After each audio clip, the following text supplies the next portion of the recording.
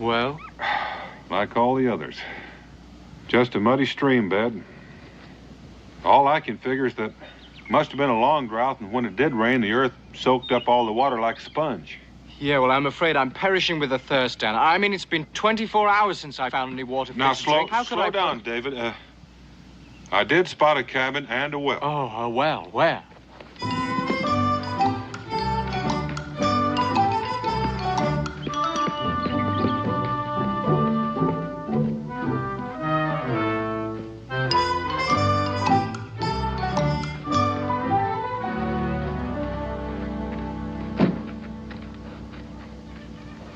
Hello? Well, don't you think maybe we ought to ask? Yes, I suppose we should. May I have a drink? Well, why don't you ask them?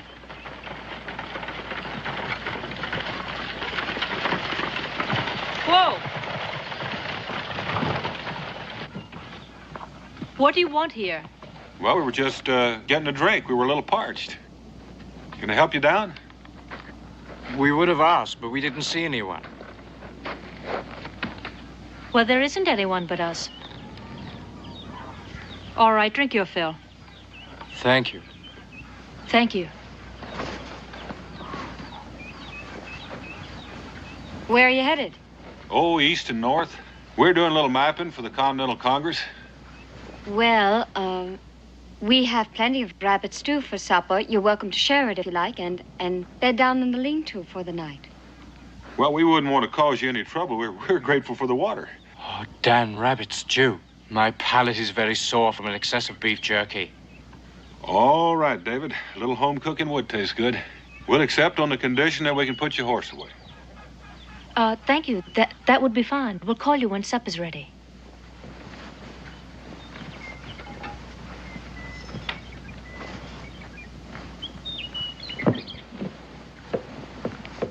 Les, you did real good. They don't suspect a thing. No, they don't. Mr. Haskins was bluffing. I mean what he said he'd do to them. He wouldn't dare. Well, I certainly hope not.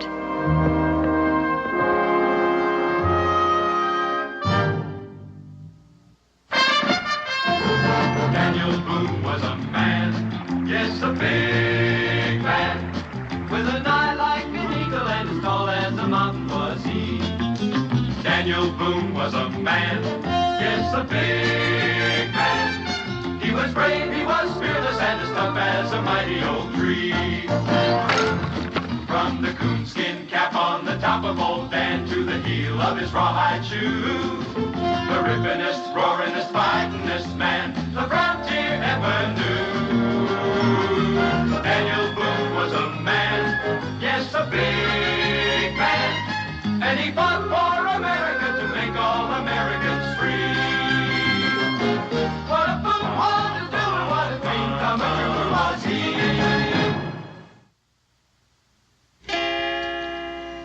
Dee dee dee dee dee dee dee dee dee dee dee dee dee.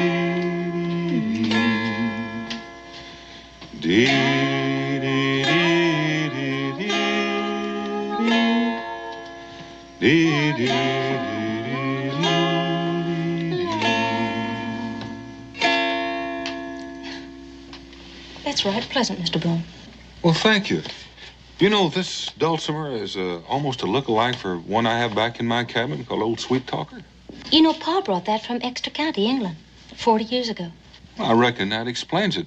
Mine was handed down from my grandpa, and he was born in Exeter. So maybe our forebears were neighbors. Oh, yes. Well, I can't sing for my supper, but... That's the first picture anyone's ever drawn of me. Oh, it's just a small token of my esteem for your culinary skill, Miss Leslie. You know, you sound different from anybody I ever met before. Well, David doesn't mean to sound uppity, but he was educated in Europe. Oh, well, I like the way it sounds. You mean you've been to all those places? Like Rome and London and Madrid and Paris?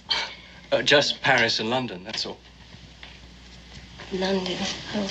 I mean to live in a big city one day, like Boston or Philadelphia, maybe even London. Les, Mr. Boone doesn't seem to have enough coffee. Oh, no, thank you. Ladies, could you tell me if there's any more wells between here and the mountains? Oh, there's the Kester place. It's about 20 miles due east. Oh, that'd work out fine. Miss Theodora, Miss Leslie, David and I'll be leaving about sunrise, so I'm sure we won't have a chance to say goodbye to you in the morning. I'd like to thank you for your fine hospitality. You're quite welcome. Mr. Boone, Mr. Scott, I hope that the lean-to will not be too uncomfortable. Oh, I can assure you that after 2 weeks on the trail, it will seem palatial. Thank you very much, ladies, for a delightful evening. Thank you for everything. Good luck to you. Good night. Good night.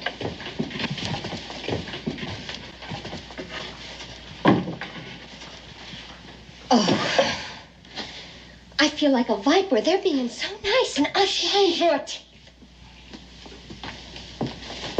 We're only doing what we have to do. Well, it don't make me feel any better doing it. You just have your eye on that David Scott. That's what's bothering you. Les, honey, we agreed, didn't we? Yes, we did. Now, if you change your mind now, I'll understand. But if you agree... No, we agreed. I know, it's the only way. I'll be all right. You'll see.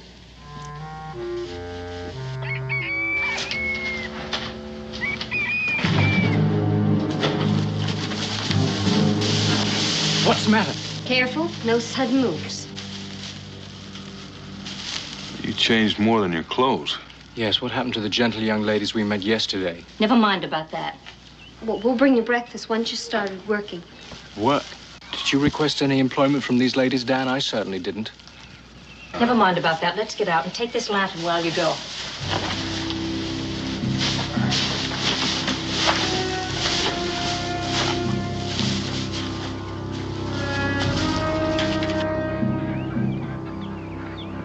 Hold it right there. You pick up a stone, Mr. Boone?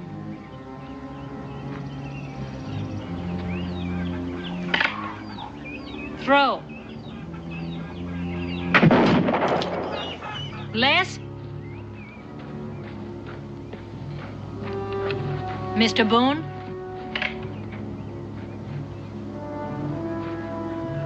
Throw.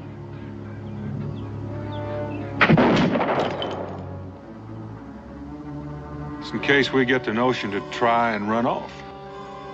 That's right. You see, we are women, but we're not exactly helpless, and we'd hate to have to put a hole in you in order to prove that. Those are touching sentiments. You think this is very funny, don't you? Quite frankly, Miss Theodora, I don't know what to think yet. Well, don't fret about it. We'll show you. Would you continue?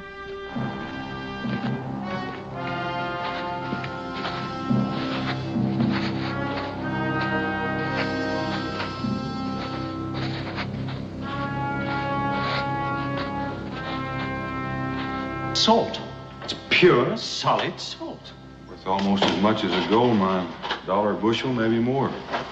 You expect us to mine this for you? We do.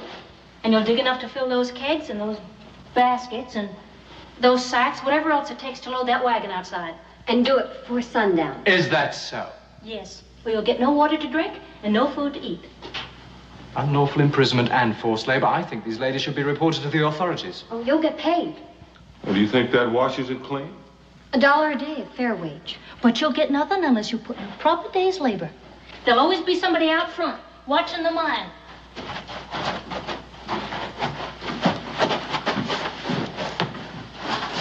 Well, what are we going to do now?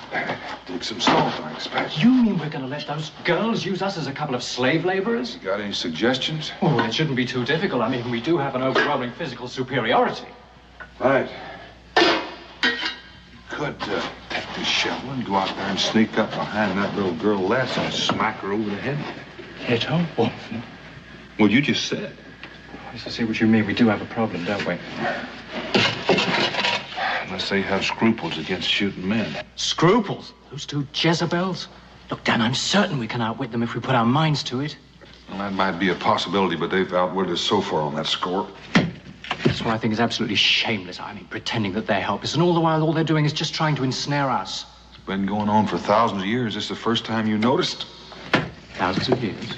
It's just the way women balance the scales to get even with nature for shortchanging them on muscle.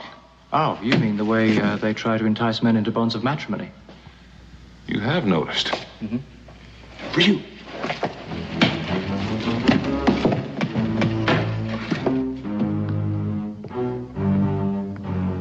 Les, is everything all right?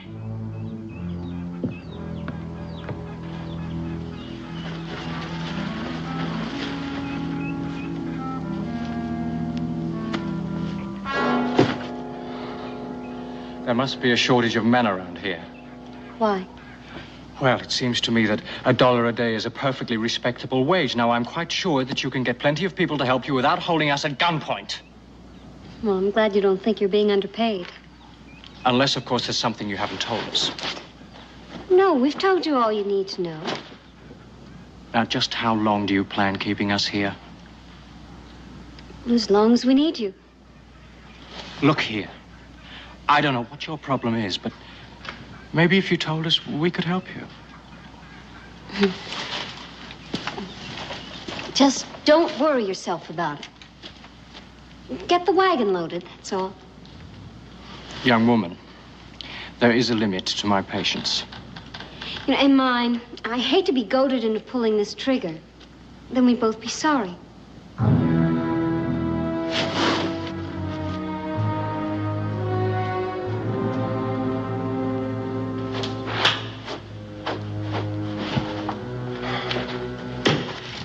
You mad at somebody? Yes, that snip of a girl. Maybe we should forget that they're women. Didn't tell you anything. No, and she was downright officious about it to boot. I reckon we'll have to go at this sideways.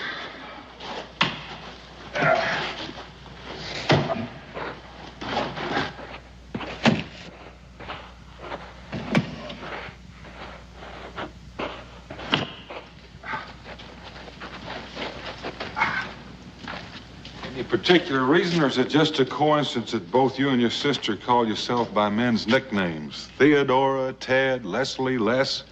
No coincidence. Pa wanted sons. Mm-hmm. Well, meaning he darn near got himself a couple? Mm-hmm. But you said it, I didn't. You always call yourself with those nicknames. What, is something wrong with that? Mm-mm. You don't approve of women who can make do without men to lean on, do you? It's not up to me to approve or disapprove. Why does it bother you so much? Bother me? Look, I'm proud of it. Mm-hmm. Well, you're doing that again. Doing what? Mm-hmm. I always answer people when they talk to me. By the way, whatever happened to your pa? He died about a year ago in the mine. He went back to work too soon after having an attack of chest pains. Well, he was as stubborn as 10 mules. Mm-hmm. Like father, like son? God!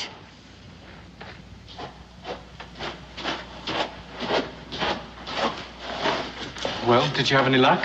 I think so.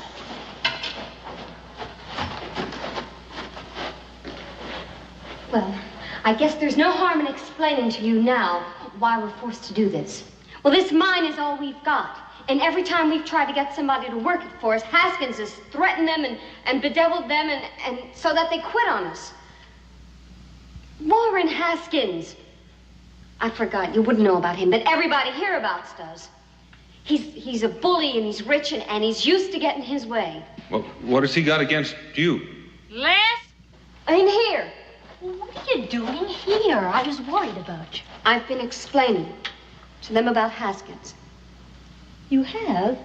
Well, just about how he's run off everybody we've tried to get to work for us. I just want them to know what to expect when he gets wind of them being here. Well, this Haskins really must be something. Any man that can get the best of the two of you. He hasn't and he won't. I must admit, with all of those men in his pay, he has managed to be just a little bit bothersome. But he's probably bluffing anyway. About what? Oh, I thought Les told you. He said that he'd tar and feather the next man who came to work for us. But that doesn't frighten you at all. Warren Haskins frightened me? Why, he couldn't do that if he kept trying for the next 100 years. Especially since it's us he's talking about. First, he's got to find out you're here. Then he's got to do that before we get that wagon load of salt into town to Gunther Miller. And by the time that's done, Mr. Warren Haskins might just as well go fishing in a rain barrel for all the good it'll do him. Who is Gunther Miller, and what has delivering a wagon to him got to do with Haskins? We'll talk about that all after supper. While you get back to work.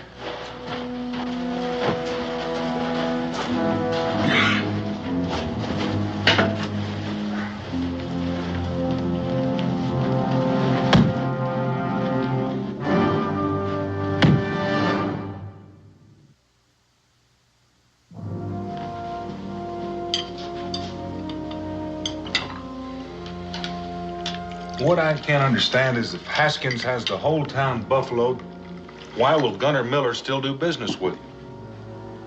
Nobody buffaloes Gunther Miller. Well, he buys and sells all over this territory. That's where we were yesterday. We went to see him.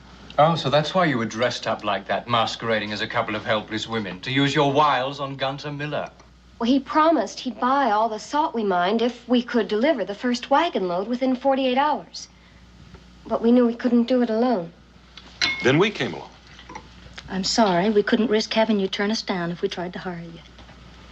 Well, you look like you're finished eating on your feet. And hands behind your back. Les? Why, when you've got your wagon load of salt? It's not delivered yet to Mr. Miller. I'm afraid I need you for that. And I don't intend to spend the night standing guard over you. You say Haskins has men in his pay? In a manner of speaking.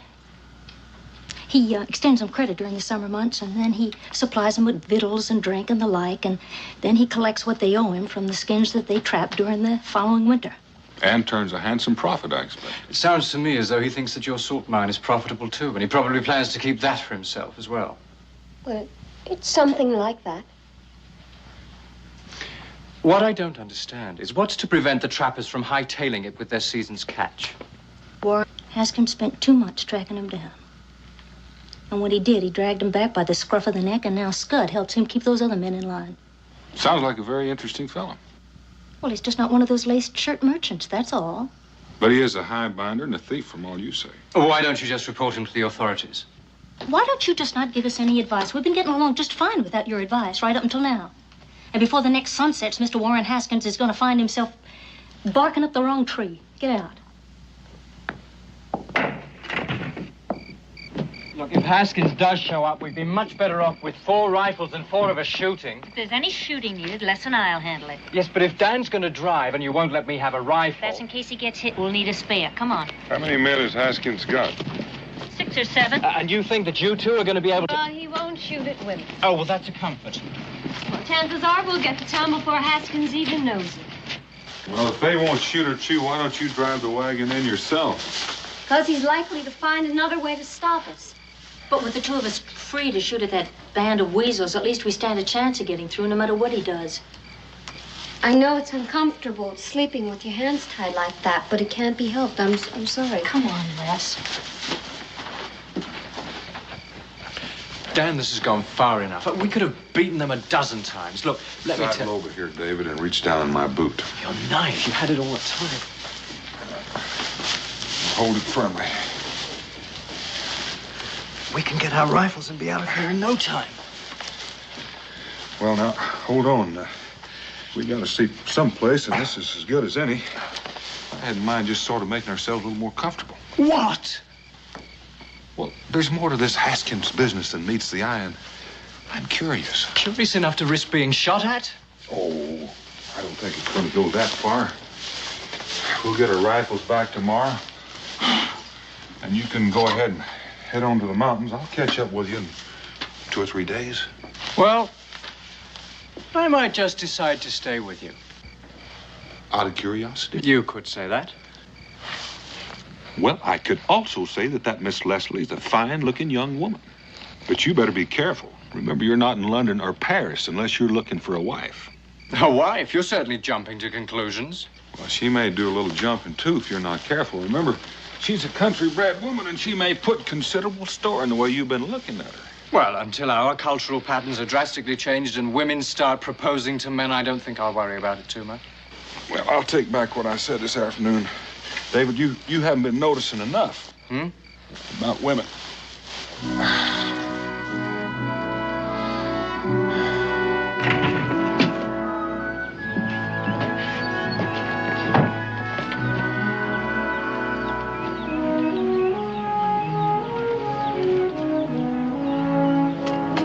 All right, Mr. Scott, Mr. Boone is gone.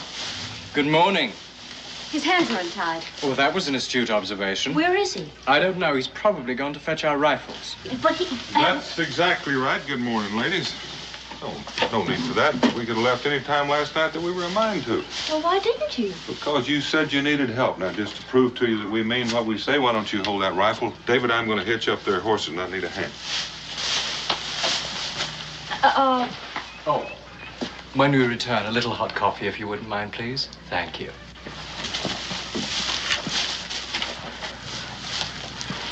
It's a trick. Well, I know it doesn't make sense after we kept them prisoners, but everything they said. I don't understand.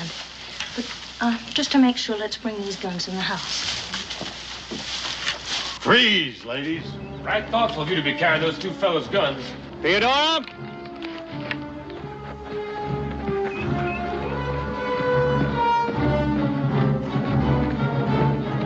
Mr. Haskins, get off my property. You surely are an amusing woman, Theodora. It's a pity about all that work gone for nothing. I know about your arrangement with Gunter Miller. It's a pity.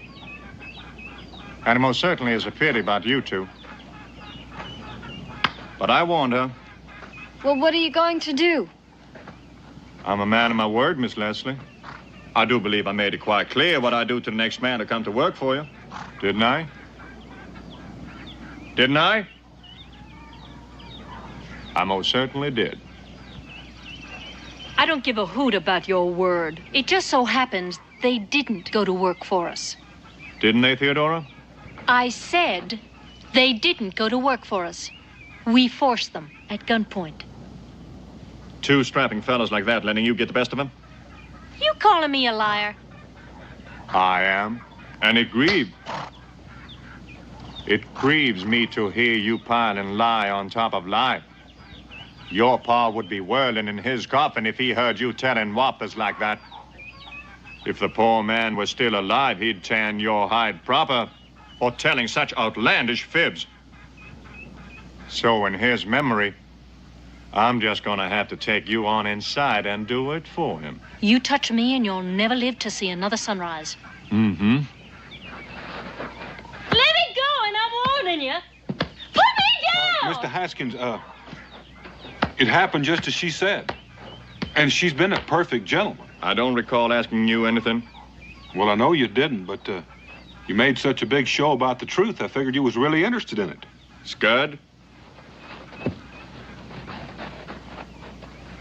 And I figure a man is likely to say just about anything to save his neck. I'd be a little more careful who I threatened if I were you. Would you now, Sonny? Yes, I would. If anything happens to Mr. Boone, you'll have the whole of Boonesboro to answer to. Mr. Boone, is it? Yes. Daniel Boone. Well, we are plumb honored. Now you hear that, Theodora? You've had the famous Daniel Boone digging salt for you. I'm mighty grateful for that piece of information, Sonny. But even if it was true, Boonesboro's a mighty long ways away from here. However, no one can say I'm an unreasonable man. Miss Leslie, come up here. I believe you respect the truth, even if your sister don't. Oh, don't answer him, Les. Let him just stew in his own fat juices. Well, it's true, just like Ted said. Well, in that case, back to business. My final offer, Theodora. I'm not the least bit interested in your offer. I'm interested in your getting off my property and as soon as possible. I said my final offer. Go chase a raccoon. Weaver, find a clean keg and fill it with well water. Williams, Yep. Get on inside here and take every scrap of food out of that place. Coombs, you find their packs and take any food they've got. Theodora, you leave me no choice but to starve you into good sense. What about them two? Oh, they stay here. 4 hungry bellies are apt to be a bit more persuasive than 2. I'm sorry to do this to you, Miss Leslie, but you can end it any time you're of a mind to. And as soon as you decide to stop being foolish, come on and let me know. We'll be up in them hills there, watching and waiting. You can rot up there, too. You have such a sweet nature, Theodora. What about their firearms? We got them all. Last chance, Theodora. Turn blue, Mr. Haskins. Weaver, get that water back up to the camp.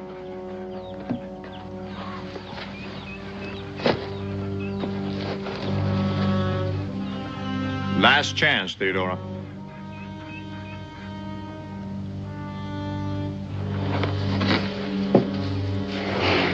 It's ruining the well. For a long time to come.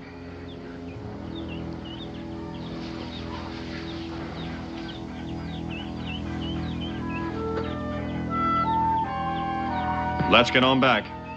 I'm getting hungry. Theodora, don't try sneaking up to get help.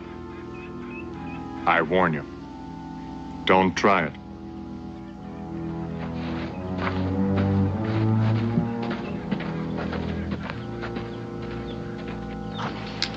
You're right.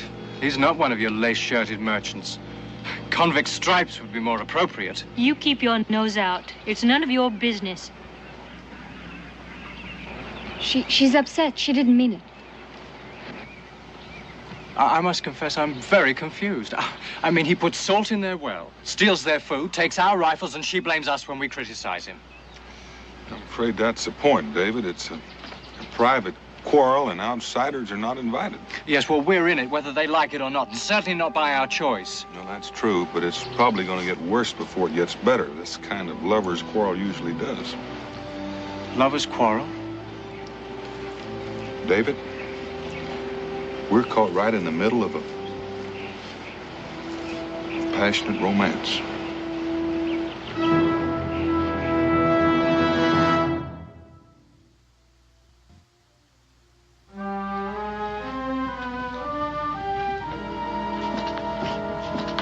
It's not that I want to give up, Ted. But we've lost our chance with Mr. Miller anyway. Well, we haven't lost our chance. Well, we have until tomorrow morning to deliver that salt. Haven't lost our chance. There's no way we can do that now. Well, of course there's a way. There's a way. There's a way. There's got to be a way. How much longer are we going to sit around here like this? Till Theodora's appetite gets the better of her cussedness.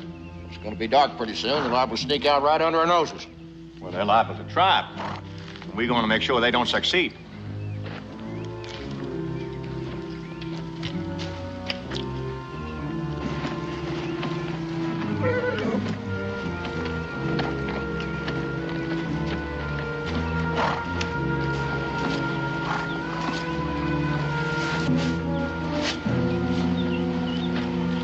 She's still sitting in there rocking and stewing.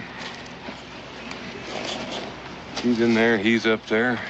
Anyone didn't know better to think the two of them hated one another. Oh, isn't that the truth? Sometimes when I think about both of them, they make me so angry. Well, how did you know? Oh, when anyone feels that strongly, it's got to be either love or hate. There's a lot of foolish pride mixed up in this, but there's no hate in it. I know, but Ted won't admit that. She's made up her mind it was the biggest mistake of her life. She won't even talk about it. That I didn't know. What? How long have they been married? Oh, 6 months. Well, how long has this been going on? Oh, nearly from the first. She brought her half of the place as part of the dowry, and he refused to accept it. And that started it. Well, Ted places a high value on her independence, and he wants her to depend on him for everything. An independent woman and a prideful man. Started the recipe for a calm marriage. And they've been fighting constantly about it. She finally moved back here with me. She just told herself that it was a big mistake, the whole wedding, and as far as she was concerned, it never even happened. And then Haskins began his deviling, huh? Mm-hmm. You know, I can see the right on both sides, though. I can see a lot of wrong on both sides. Pride, high-handedness, mule-headed stubbornness.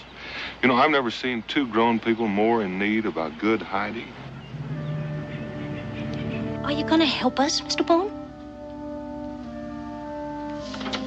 Well, are you gonna help us? Well, the salt wagon would make too much noise, and Haskins would be on us before we went 100 yards. We're just gonna have to leave it behind. I'm not going without that salt. But of course, that is none of your concern, Mr. Boone. You just sneak right off. Les? But it's not the salt that you care about. It's besting Warren Haskins, isn't it? That's right, and he's been working for it. And you'd starve yourself half to death and go without water That's for a right, week that's before what I you do. give in? That's well, right. That's your privilege. Why ask your little sister to do it, too?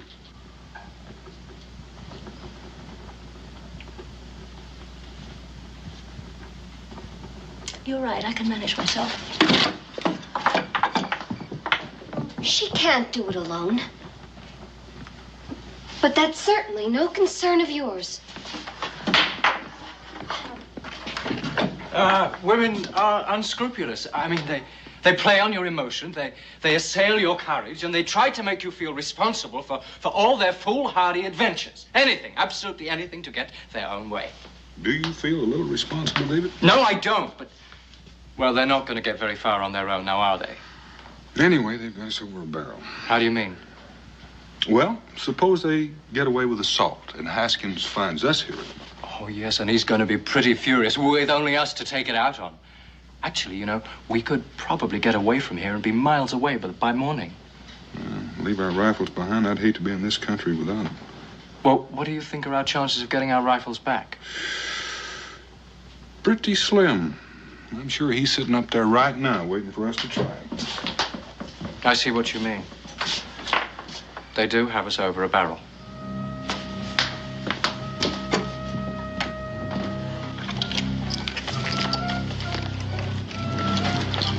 Here, I'll do that. What are you doing here? We don't need your help. If you don't keep your voice down, there won't be any point in hitching them up. David? We're gonna walk our way out through those woods until we get in the open. At least that way we'll have a chance. Come on.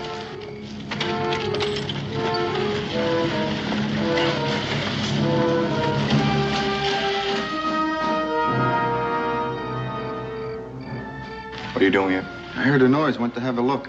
They left with the wagon.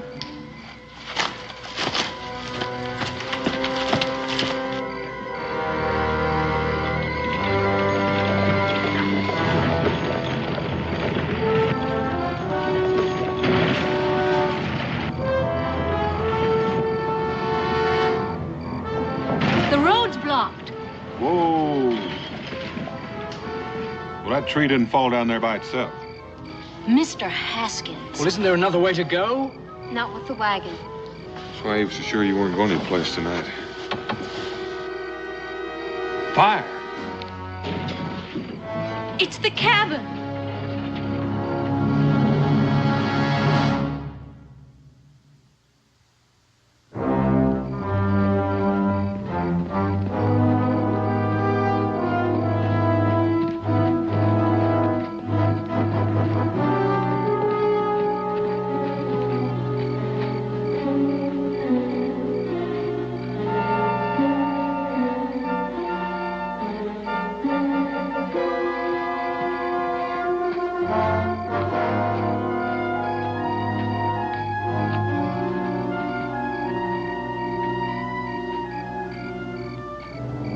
I warned you, Theodora. And you just wouldn't listen. You haven't got any food. You haven't got any water.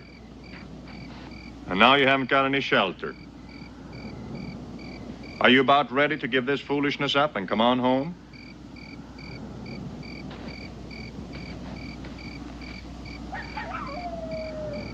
You get off my property, Mr. Haskins.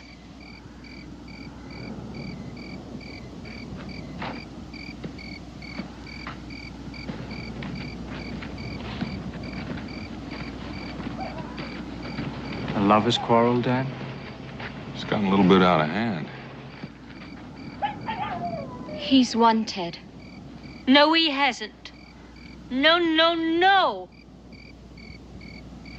What can we do?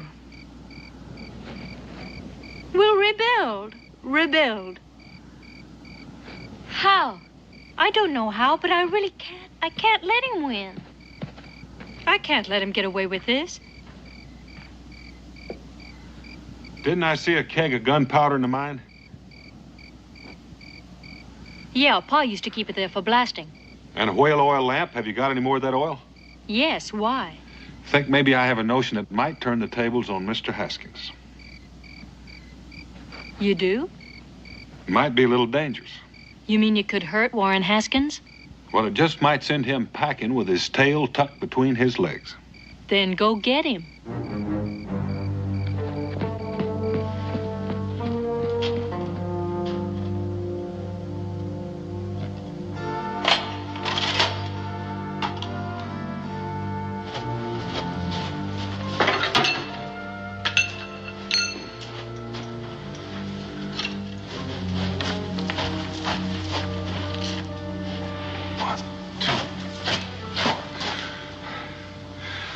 Right about here.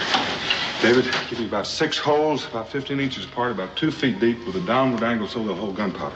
Yes, now, we're going to need some rags. Rags? Oh, what about those salt sacks? That'll do fine. Well, how many? Well, I'm going to need about 12 strips, sort of thin, sort of like wicks, about so long. You'll have them. Oh, I'm going to need 4 more, same length, only 8 inches wide. Right. Is it permitted to inquire I'll be right back. what it is we're creating? Well, I made 6 holes in the wall here. 15 inches wide. That's about, what the man said.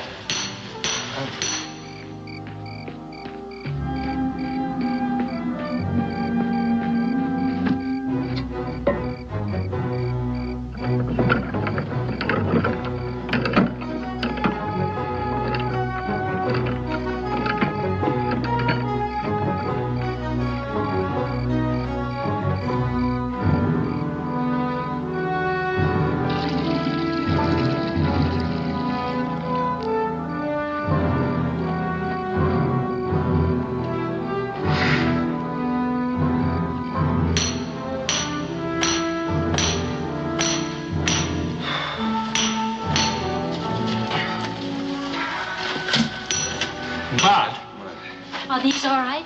Oh, those are fine. Now, where's that gunpowder? Gunpowder? Oh, it's over here.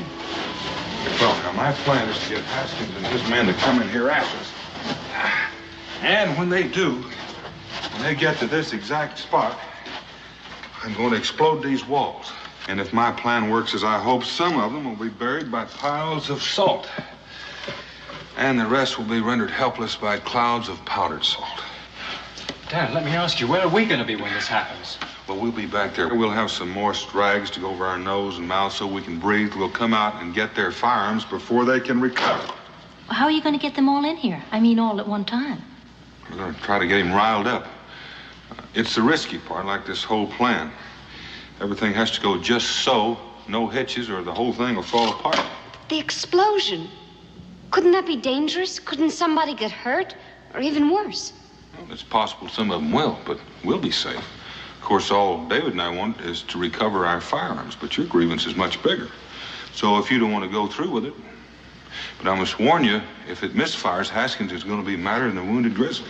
Well, I don't care about him. I mean, I don't care about that. Of course we're going to go through with it.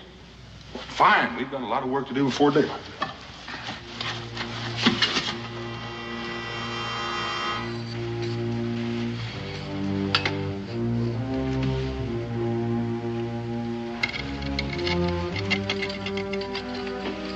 Mud? Here's the mud. Now we have some wicks. These ready? Yes. Here it is.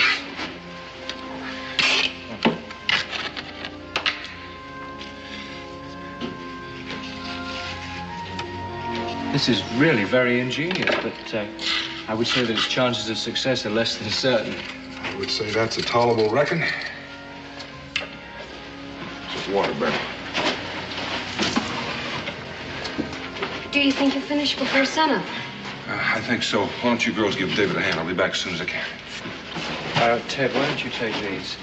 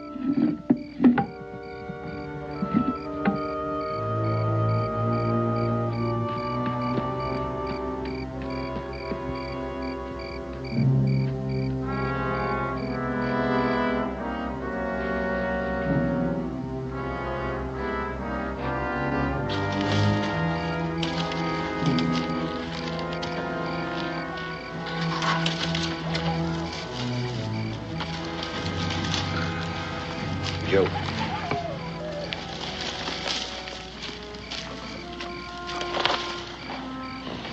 Hey, Joe. Did you hear anything? No, I didn't hear anything. Sounded like somebody skulking around out there. Better take a look.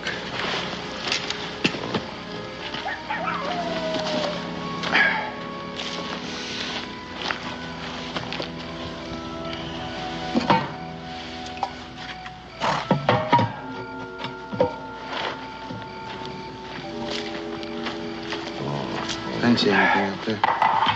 No? All right, let's head out this way.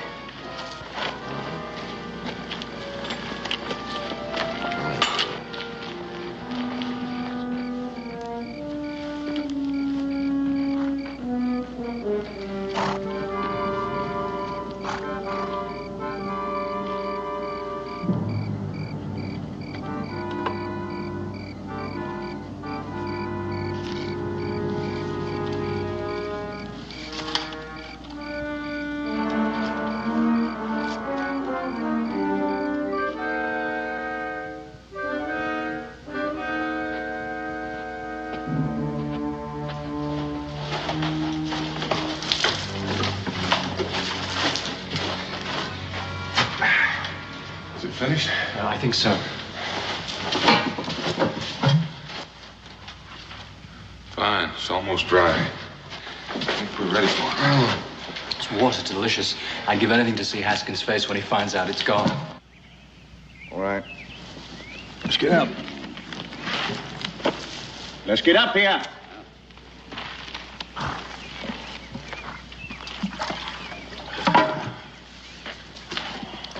Everything all right, Tumbler?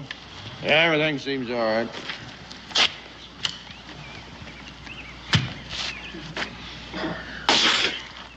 What's the matter with you? This water here salted.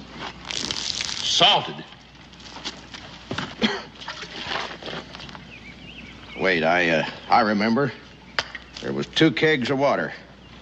What? Last night, when I thought I heard something, I noticed there was 2 kegs of water. It was sort of funny, but then I blasted. They've exchanged our fresh water for salt water. Blasted.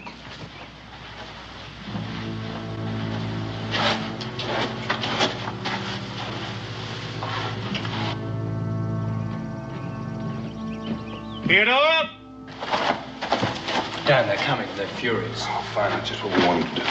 Now, you go on and get in the back. Get those wet cloths, put them over your nose and mouth so you can breathe when it explodes, and stay down. But what about you? I've got a few things to finish up. I'll be back in time. But Dan, don't you think that we should try to reason with them? Get started, David.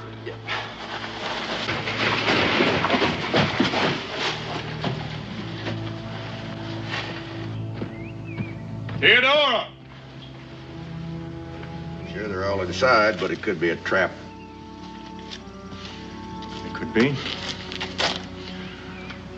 They can't do much without guns, can they? No. Theodora! I know you're in there. And you've got the fresh water, and I mean to have it. It's all water! And it's at our well and our property. And we can do it to whatever we please, and we don't please to give it to you. If you was, you just get right off our property. Theodora, I warn you. I warn you to bring that water out here now. Because if I have to come on inside and get it, some folks are liable to get hurt. I guarantee you somebody will get hurt if you try to come in here. All right. We're going on in. Haskins, I advise you to stay right where you are.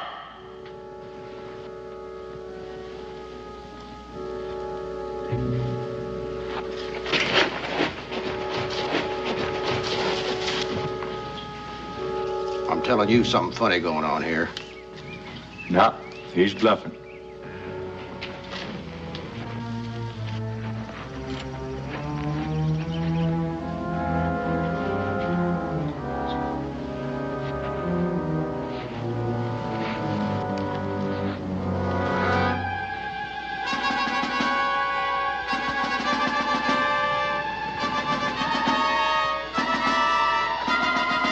Any second.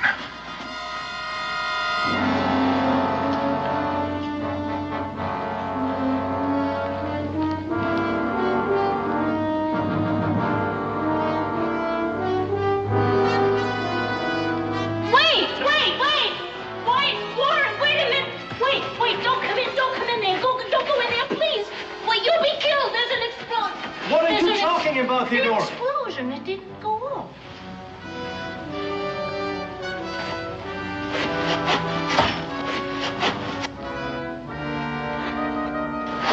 Well, why didn't it go off? Fresh mud. Fresh, wet. You knew about it all the time.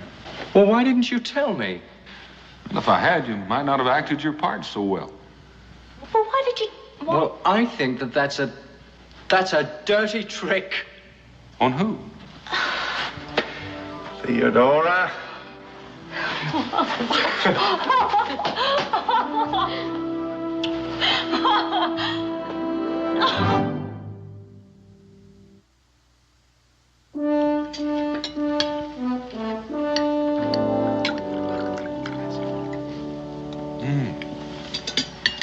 You've done all that work just to show Mrs. Haskins and me what a couple of mules we'd been.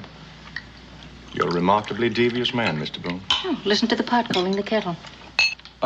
So the mine is all yours now? Oh, they insisted. It was the simplest way to end. My man will build a log house and they'll work the mine. And the money from the mine will pay for a trip to Europe. It's all those wonderful places. How soon will you be leaving? Oh, 2 or 3 weeks, I expect. Well, you could come by Boonesboro and, well, David will be there and he can tell you about Europe, sort of prepare you for your trip. Oh, will you be there then? Well, I do have a few more maps to do, but I'm sure that... Oh, you'll be back by then, David. Mrs. Boone and I'd like for you to come and stay with us as long as you like, Miss Leslie. Oh, that's wonderful. Well, I'd really be looking forward to that. Yes. Will you have any difficulty marketing all that salt? No, I'll market it myself. At a profit, Mr. Haskins. At a fair profit, Theodora. At no profit, Mr. Haskins. We'll discuss it later, in private. There's nothing to discuss. Theodora? You will not make a profit on your own sister-in-law. You are trying my patience, Theodora. Mr. Haskins, I have just begun.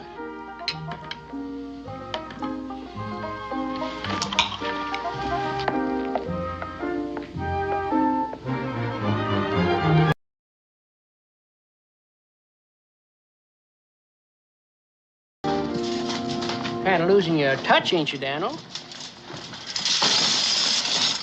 Well, now, what's wrong? Well, it looks scrawny to me. Well, are you bartering harder, or are you losing your eyes? Daniel, ain't no fun in trading if you can't lie a little. Oh, see, I almost forgot. This come for you. When? Well, maybe yesterday. Maybe 2 weeks ago? Well, you got it, didn't you? Ain't you gonna read it? Well, I figured if there's anything important in it, you'd tell me about it. Daniel, you ain't suspicion that I'd read your mail. Oh, no, it just flopped open when you were coring apples. Now, as owner of this here tavern and trading post, I got a right to know what goes on in this fort, now don't I? Folks lean on me for news and... Oh, sure, it's a heavy responsibility. Yes, it is. I'd sure hate to get my facts messed up in just one reading.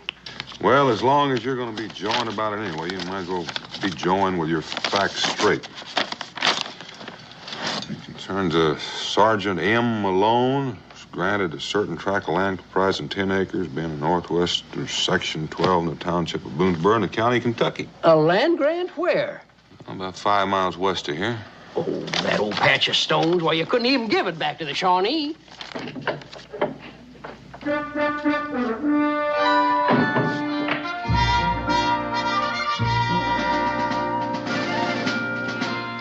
Rum.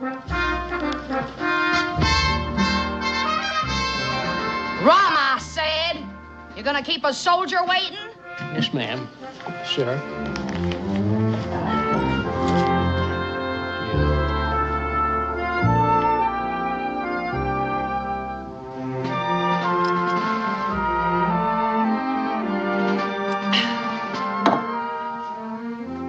I'm looking for your commanding officer, Daniel Boone. Well, you're looking at him. Sergeant Molly Malone reporting, Colonel.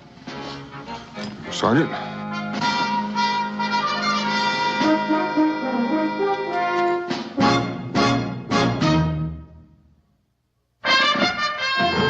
Daniel Boone was a man, yes, a big man, with an eye like an eagle and as tall as a mountain was he. Daniel Boone was a man, yes, a big man. He was brave, he was fearless, and as tough as a mighty oak tree. From the coonskin cap on the top of old Dan to the heel of his rawhide shoe, the rippinest, roaringest, fightingest man the frontier ever knew. Daniel Boone was a man, yes, a big man, and he fought for America to make all Americans free. What a Boone wanted to do and what a dream come true was he.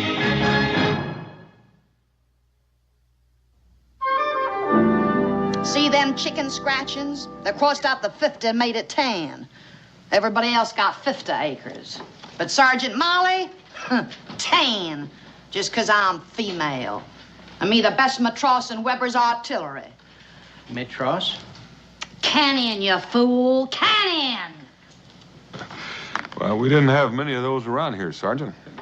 What'd you use? Spit? I guess we were lucky. If you want to see this land, I'll be glad to take you. But you're not planning on farming it alone. I fought the British, didn't I? Well, let's get to it. I like to get Kate settled in. Oh, is Kate your daughter? Now, what would I want with a darn daughter? Kate's my cow. Oh, Miss Malone, Sergeant, I believe you owe me for the rum. The Congress will pay. I'm entitled to my ration. Bitte, ladies, please. I fixed them all. Don't rush. Just remember which one is yours, huh? Oh, I fixed that one easy. Yeah. This here's Kate. Hey, Kate. You there? Oh, yes, ladies. I take care of all of you. No rush. Plenty Hey, of you time. there. Emma, you there. Why is it so hard for you to remember my name, huh? Herman Blödel. Maybe she don't hear so good from all that boom, huh? All right, please, what do you want? I have all these customers I waiting. want my goods. Get up there and hand them down. Yeah, Emma, you there. I ride over 200 miles with that woman. She has only 2 words for me, you and there. Try to talk with her. Don't smile. Don't say nothing. Only you there. This nichts. You're still a Hessian. I am no Hessian. I am Yankee, same as you. Well, Herman, thank you for bringing Sergeant Malone safely to Boonesboro. Oh, that's all right. Ham? It was me who was on lookout for Injuns. You couldn't tell a rifle ball from bird seed. Takes more than gunpowder and britches before you can be a man. You're lucky I didn't have you notched in my hindsight, Tinker. Let's move, Colonel, before he shows me the whites of his eyes. Any charge for the freight? Good riddance. All right, ladies. Herman the Tinker's here. Hessians never could have bought him. Leastways a tinker who didn't have the gumption to fight against us. What's going on, Katie? Well, you know, Sergeant, I figured he just might have been on our side. Now, I know you fought against the British, but you have to admit you did have a little bit of help. Now, your land is still quite a ways from here. I can still keep up with the infantry, Colonel, and I took my own pack. Come on, Kate.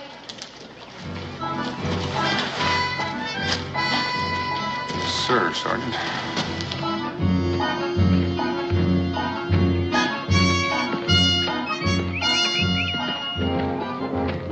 Getting tired, Colonel? Oh, no, I'm just thinking about the cow. Oh, don't you worry none about Kate. How about you, Sergeant? Me? I'm used to marching 20, 25 miles a day, pulling cannon, too. But I gotta allow for a Colonel, you keep up good. Thank you. Thank you very much.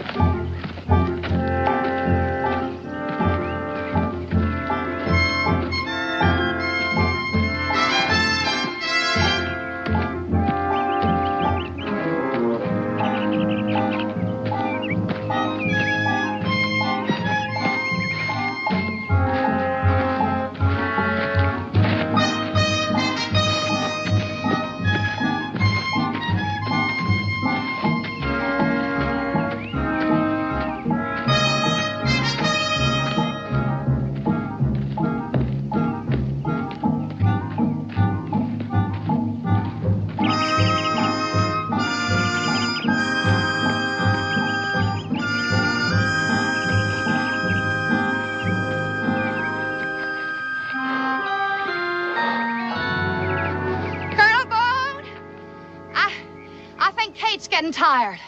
She needs to stoke up. Well, she's welcome any place around here, Sergeant. It's all your land.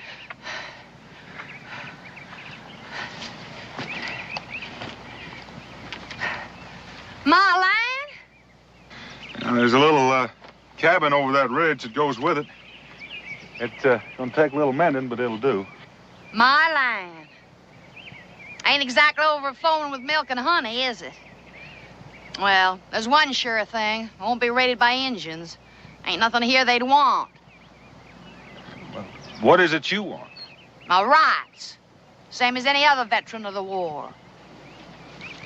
Well, tell me, Sergeant. Did you ever do any farming? Farming? You poke a hole in the ground, bury some seed, and you got taters. That's what it is. You trying to tell me I ain't man enough?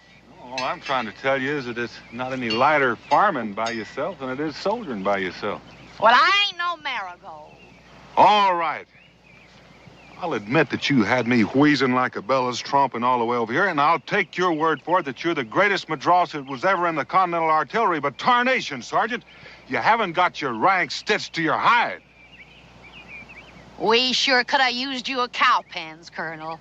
I can hear you bellowing, charge! Be a pure pleasure storming the stockade with you, Boone. I mean it. Be a real honor. Well, Sergeant, I'll tell you one thing you can count on. It's customary around here for the settlers that are already here to help the newcomers get settled. They do? You can also count on them inviting you for lodging until you do get settled in. Well, that's real neighborly. Yes, my wife, Rebecca, would be real proud to have you stay with us. Your wife? You hitched up? Well, I'm proud to say. Ha! War sure robs a man of his powers of reasoning, don't it?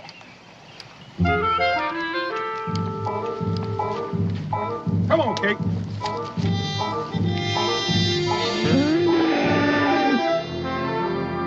Handle cartridge. Ram down cartridge. Prime. Take aim. Fire! Boom! Right in the the front ranks, boy. I tell you, we must have wiped out 50 in one shot. Sure beats a musket. It sure do, boy. Now, you try it. All right. Handle cartridge! Ram down cartridge! Prime! Israel! Time for bed. Oh, Ma, I was just getting the hang of it. You heard your ma, son. Say goodnight. Night, Pa. Night, Sergeant. Pleasant dreams. You're gonna make a first-class soldier, boy. I am? Yes, sirree. That's the trick. Following orders. Your missus serves a real fine mess, Colonel. Ain't it so good since we ambushed the Redcoat kitchen wagon? I'll have to tell her that. That's a real smart towhead you got there. Thank you. He's near ready for his own musket. Oh, there's plenty of time for that. I figure a boy ain't really grown till he's notched at least a bear in his hindsight. Oh, until he's been scratched by one. Nature's way of reminding you you're on your own. Well, Sergeant, out here, we like to think of ourselves as kind of one big family. Family? The way I see it, having a family is like having an outpost in the middle of nowhere. Gosh, Ma, she must have been in 100 battles. At least. You know, the way she tells it, you can just hear that cannonball whistling. Sure glad we had her on our side. She's one of the bravest men I ever met. I'm only scared as women. Huh? Good night, son. Well, sir, after marching 27 miles in snow up to our gizzards, we stumbled on them, drunker than a tribe of Mohawks on sour mash. Daniel, Miss Molly's had a long, hard trip. Don't you think you might be tiring her? Oh, me tired? Me and the Colonel's just been swapping yarns. Well, I ain't half started. I'll fix your bed anyway. Thank you. Well, I could use the rest. You're going to have a hard day tomorrow. I think I'll just sit here a while and do me some musing. Well, about your land? Nope. About how some officers sure give up easy once they get hitched. Good night.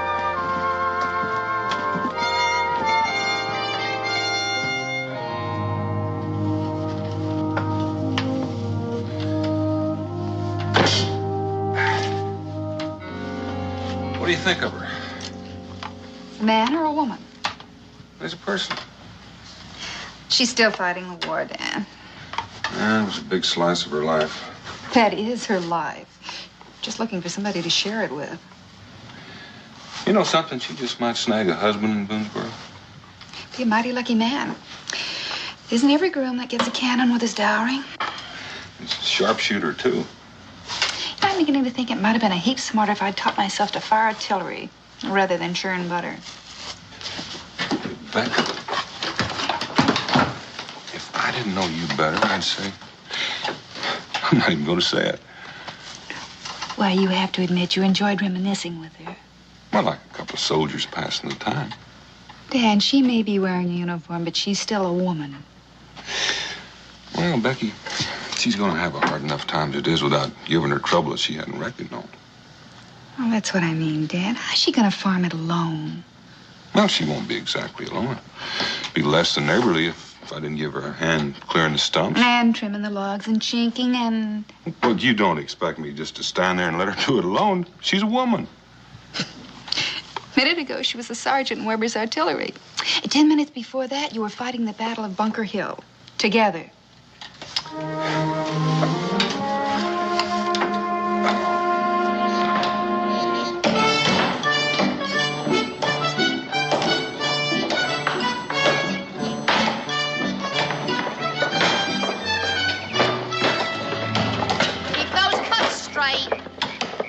Yes, sir. Now, don't tell me you measured that. You're more than a foot off. You call that chinking? What's wrong with it? It's plumb full of leaks. That's what's wrong with it. Look, I've been chinking cabins ever since I came to Boonesboro. Maybe you ought to learn a new trade, boy. Sergeant Molly? What do you want, Kate? Bring her over here, son. Does she look all right to you? Kate? Yes, ma'am. Well, how's she supposed to look? I'm not claiming to be any expert about cows, but she does look a little poorly to me. If this weren't my cow, I'd say she was going to be light in June. Light? Cowboy. Ain't your ma told you nothing about pollination?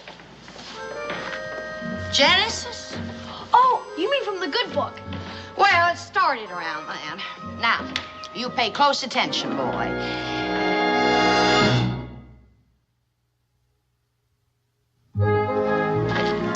Where you fellas heading? Looks to me like we've got an hour of sunlight left. Sure think of better things to do, really.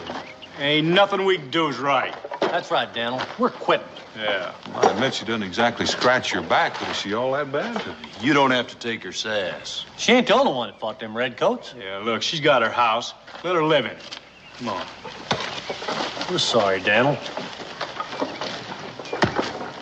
Hey! Where are you going? Well, it looks to me like you just lost your company, Sergeant. I knew they'd turn tail for a sign of fire. Laziest louts I ever drilled. You call that chinking?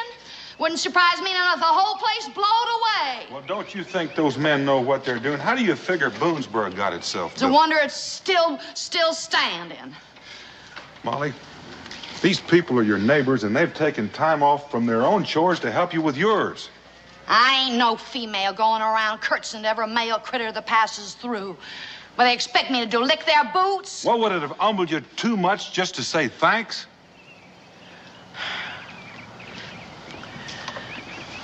It don't come easy to me, Colonel. Never did. Sometimes it comes near to spilling out, but it catches in my throat and I swallow it. I'm going to try to tell you another way, Molly. All those folks out there, they've got pride. They don't expect charity. They don't ask for it, and they don't get it. And when they need help, it's given, and they give it back. Now, you're going to need a lot of help farming this land. I got all the help I need with you and your young'un. Well, maybe I'm not going to be around all that much. Nah, you ain't about to let down a veteran of the Continental Army. Guess what, Pa? Kate's gonna be a mama. Ain't that right, Sergeant Molly? Here's so, boy.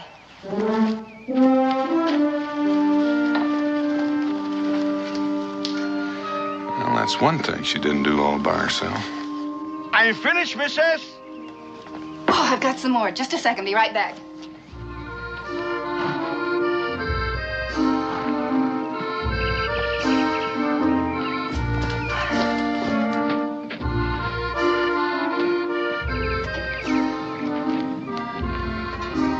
Mr. Bloodell? Hey, Blood. Just call me Herman. Herman. Oh, my, you work so fast. It's not good, my work? Oh, no, it's just I've given you so much to mend. You've done it already. Oh, well, it's no good to stay in one place too long. Sometimes I like it. I don't want to leave. It's good dirt, huh? Smells sweet. Lots of rain, huh? You ask questions like a farmer. Me? My father may be in the old country, but no. I have good nose for dirt, though. I travel from place to place, and I fix the pots. I see the country. Sounds lonely.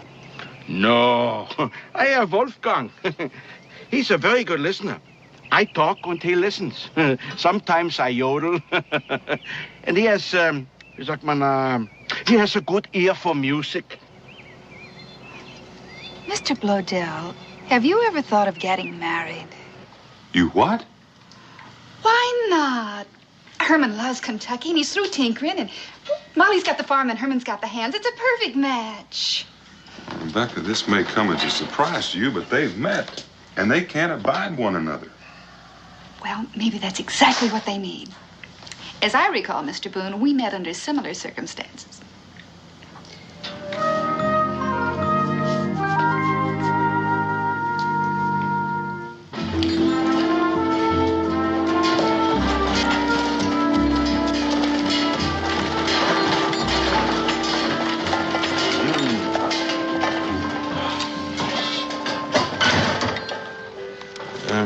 Maybe I ought to go up there and talk to her first. I think it's a waste of time here, Boone. There's no harm in trying.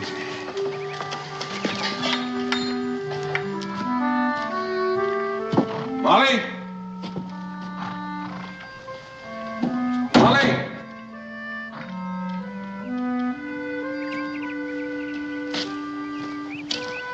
She's not here.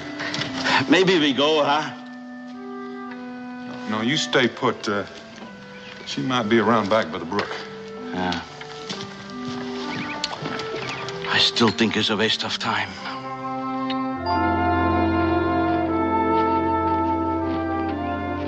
Hi there, Sergeant.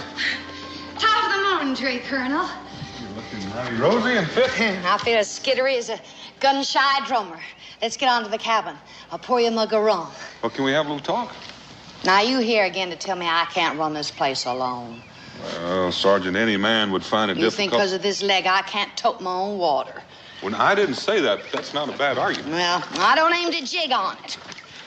Found a farmhand for you. You what? Yeah, sure did. I've got you a hired hand. You can call him a recruit if you want, but he's still going to be working for you. Even if I don't want him? Well, you're going to have to want him. This my property or ain't it? Well, yes, it's your property, but you don't have the right to go around endangering yourself. The settlement council has enacted an ordinance against it. What ordinance you talking about? The safety of every settler is the responsibility of the council. And who's on this here council?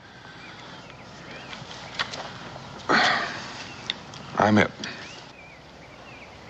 I figured that.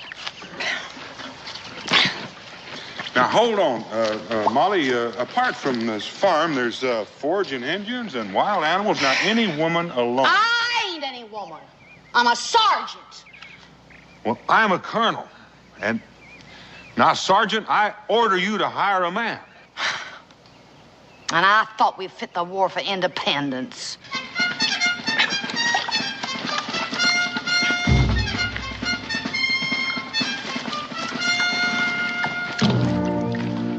What's he doing here? You asking me to hire a Hessian? I told you it was a waste of time here, Boone. Now, you're taking Mr. Bladell. Bladell. He's the only one in the settlement willing to hire on, and we can't spare any men to come out here and protect you. Molly, it's the only choice you've got. What you there willing to work for? Well, now, we can work that out. I do all the work. I clear the trees, I plow the fields, I plant the crops, I even fix your house for you, yes? What do I do? Reap the harvest.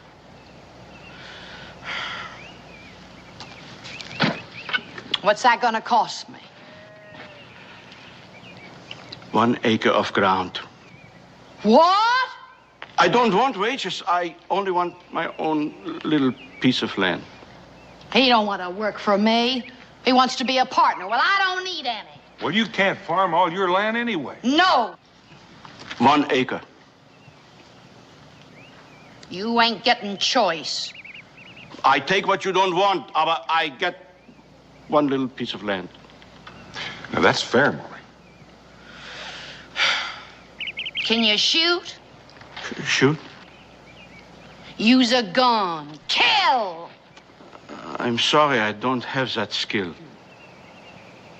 So you protecting me or mayhem? And another thing, where's you there stand? Oh, don't worry, I sleep in the wagon. Well, better be awful ways. I don't want that pot and pan jangling bothering Kate. Well, then is it a bargain? You got your bargain.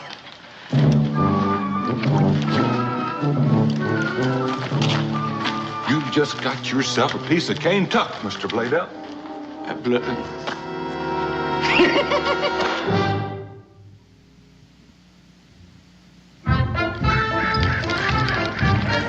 Howdy. Oh, Wolfgang. Oh.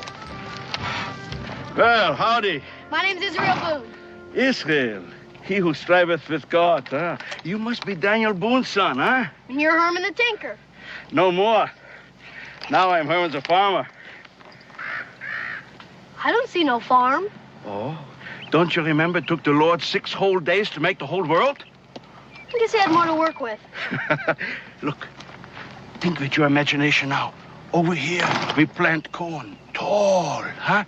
And over here, an orchard with peaches and apples. My mouth is watering already. Mine too. But you know, right now, I settle for just a nice cold drink of water. I'll go fetch it. No. Wolfgang, we're gonna get some water.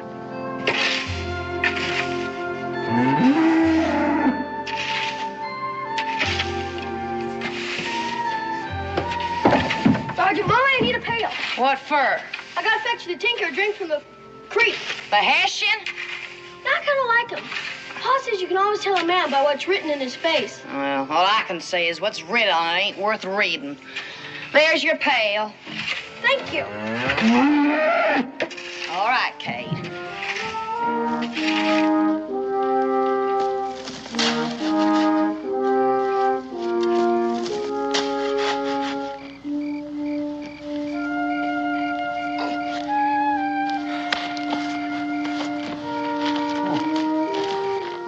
Here, let me. Your leg? You don't have to remind me. I got a Hessian rifle ball and I need to do that. But very soon you don't have to walk so far for the water, huh? Be right by your front door. And Christmas in July and daisies in the window box.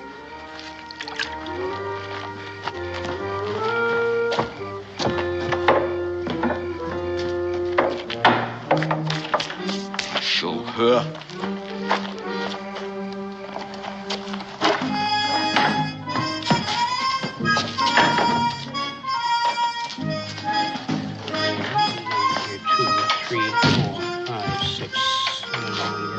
Seems you could pay more mind to trading than them chicken scratchings in your book. Well, I ain't seen you around here in a while, Sergeant. I ain't been around. Give me a mug of rum. Mug of rum. And speaking of chicken scratchings, it seems we have a little account to settle up. You think you got a poor veteran in your clutches, don't you? Well, I'll tell you the particulars right here. Let's see. There. Now, 1 plowshare, harness, butter churn, cookware, gunpowder, rum, traps, You leave flour, anything cheese out? press. Well, it seems to me you got about everything else except dress goods. Perhaps the matros from Weber's Artillery would care for a swath of gingham?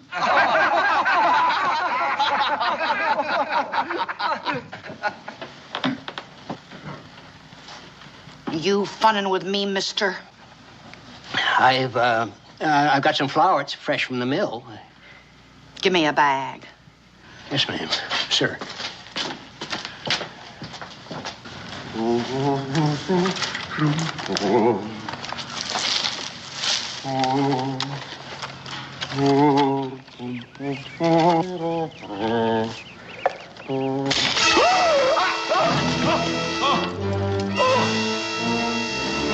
Was?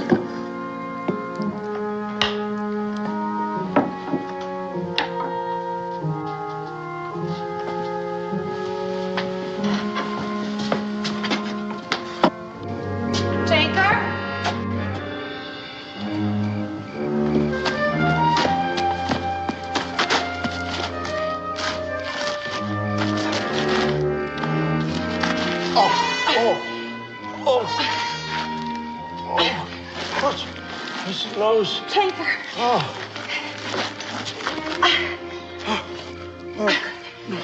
No. Look, it's flagging.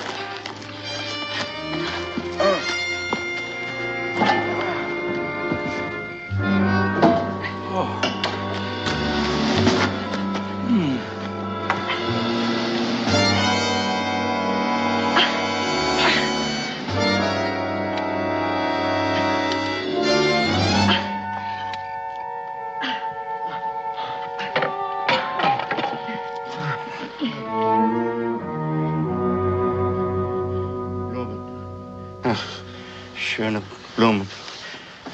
Fräulein. Mein Name ist Judea. Hermann Blödel. Was ist los? Settle down. It's only Kate. Bob.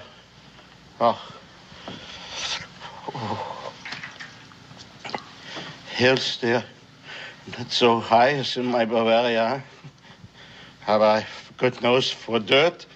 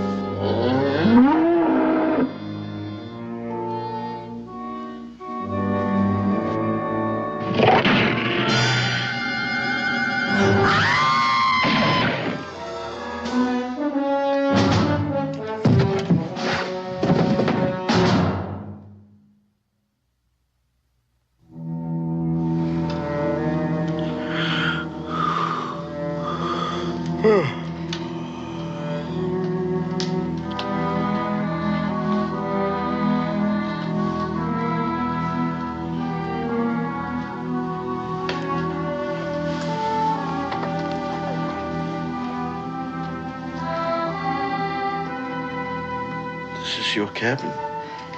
Yep. This is your bed? Yep.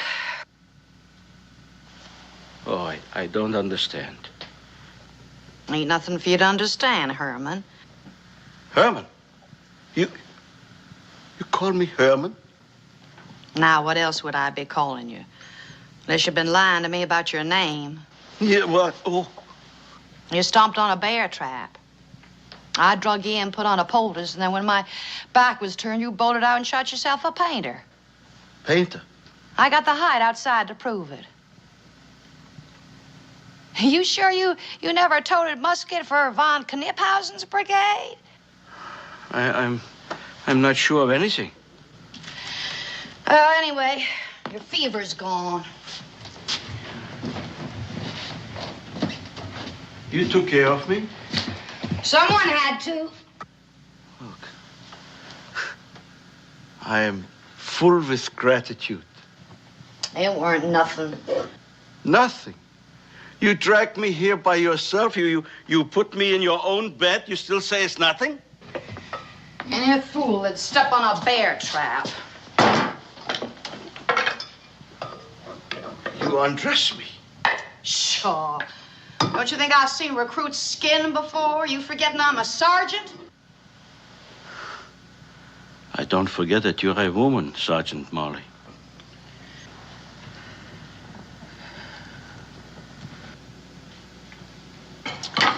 You better get something inside of it. And a good woman. You talk like the fever's still addling your brain. Well, I know what I am speaking. It's not the fever. You gonna eat something or ain't you?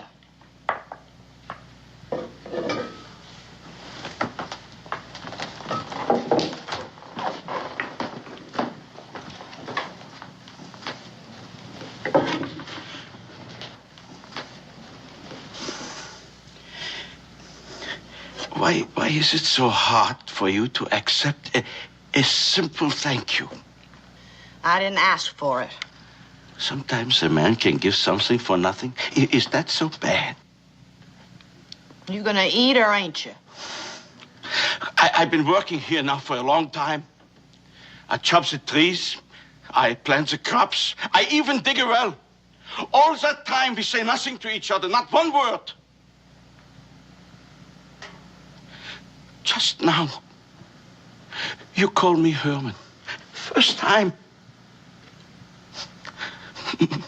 My heart is so full, I cannot speak.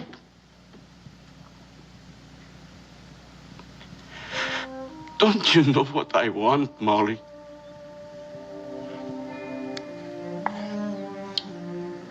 Whatever it is, I can't give it to you, Tinker. Please, try.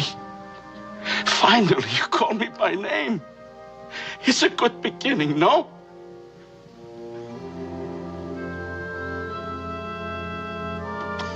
I got to look to Kate.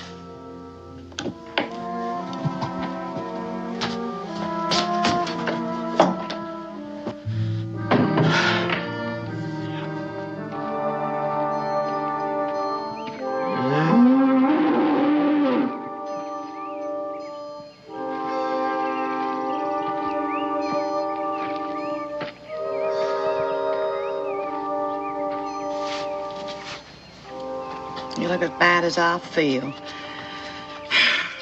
I'll teach you to go fooling around with bulls.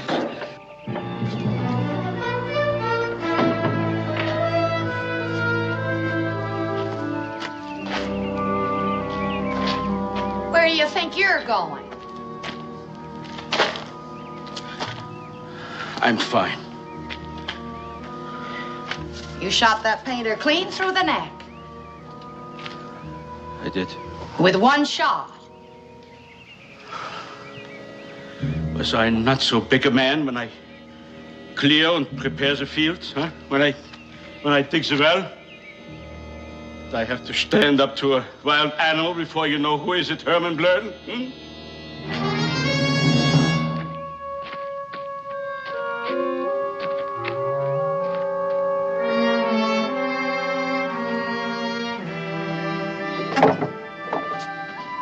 Sergeant Molly Malone.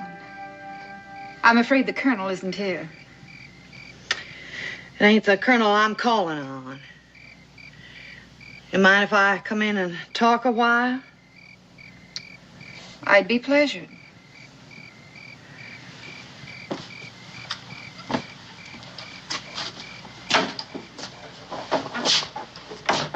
Don't feel like no barracks, do it?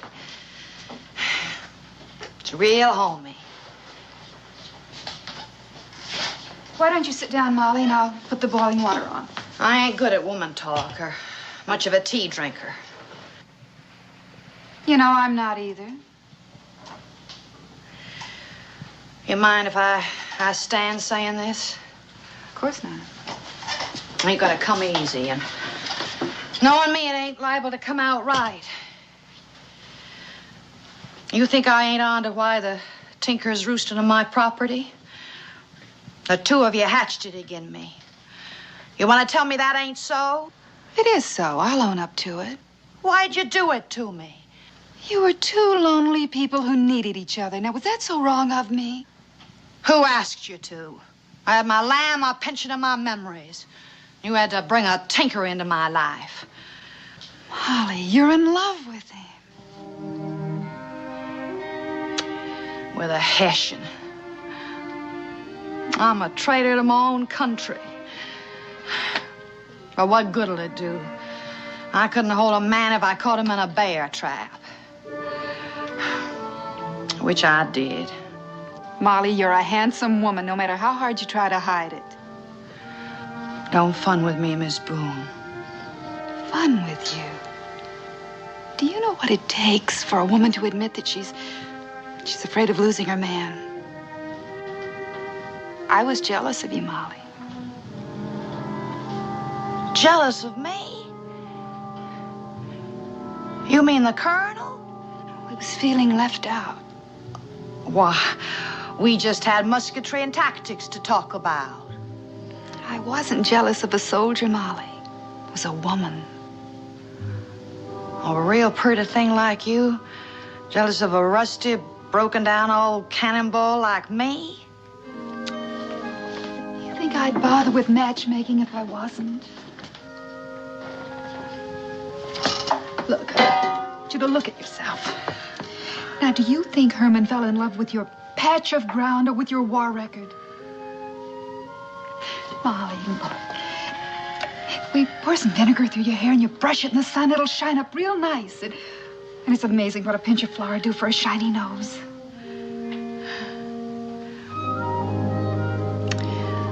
Seems like Cincinnati's selling all the makings of sin right in his own tavern. Just like Paris, France.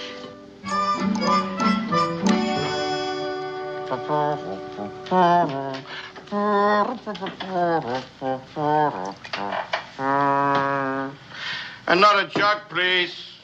Sure you haven't had enough? I want to be drunk, and then I will have enough. Appears to me you're there already. Oh, Herr Boone. Would you like to drink with me? No, thanks, Herman. Yankee Doodle came to town, came to town, came to town. Yankee Doodle came to town riding on a horse. That a Hessian tune you're piping? Hessian? What is the matter with you? You don't recognize it? That's an American tune. Well, the way you're carrying that tune, lad, you're liable to wrench your back. Well, what is wrong with me, Herr Boone? Wrong? Well, what can I do to prove to her that I am a man, even though I come from the old country, you know? And it's not you, Herman, it's Molly. Oh, she's a fine woman, a good woman. You know, it just might be that you're trying to get her to lean on you a wee mite too fast. What is a man for? Well, Molly Malone still thinks of herself as a sergeant in the Continental Army. She's just not apt to surrender without a fight.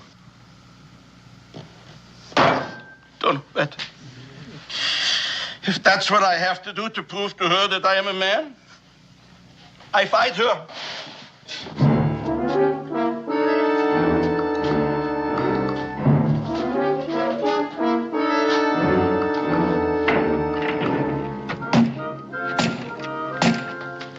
Who is it?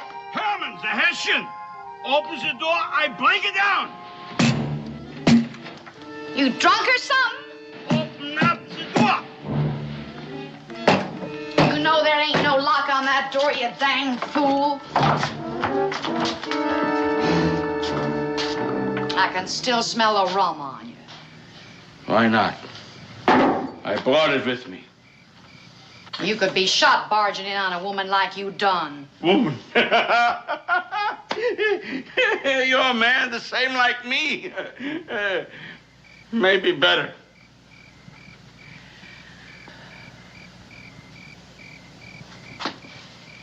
I demand that you give me satisfaction for my honor. We fight a duel. A duel? Muskets at 20 paces. You can't see 20 paces. Then I die. If you think I'm gonna blow your head off. Why not? I'm a Hessian, no? I'm your enemy, ain't I? Go on home, Herman. No. I know what I am. I don't need you to remind me. Go on home. I don't know what I am. I used to think a man is a man because he plowed a field or he digs a well. But maybe here in Kentucky it's different. I want to know that Herman Blödel is not afraid to die. I want to be so good a man as you, Sergeant. So fight me!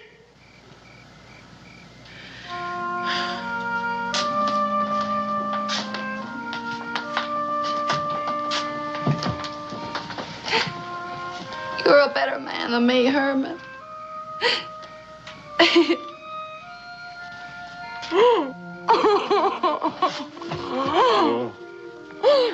Cry. A woman's got a right to blubber once, don't she? Every right, Liebchen. Every right.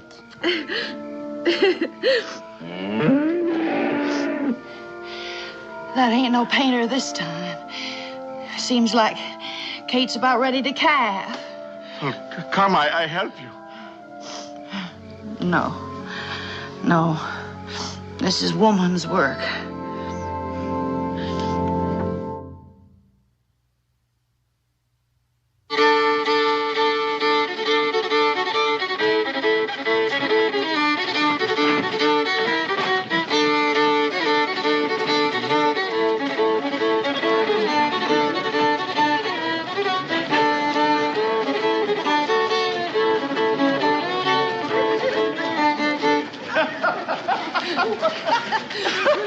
Another one, huh, Molly?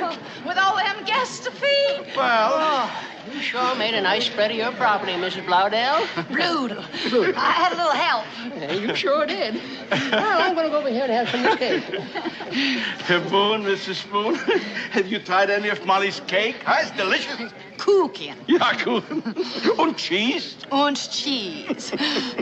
Oh, Molly, you are the one. Excuse us, please. Huh? We go take care of our guests, huh? You know, it's hard to believe that she was once the greatest Madross in Weber's artillery. And I hear she's even given up rum and tobacco. How did you get her to give up her uniform? I reckon there's a woman behind every soldier, Colonel.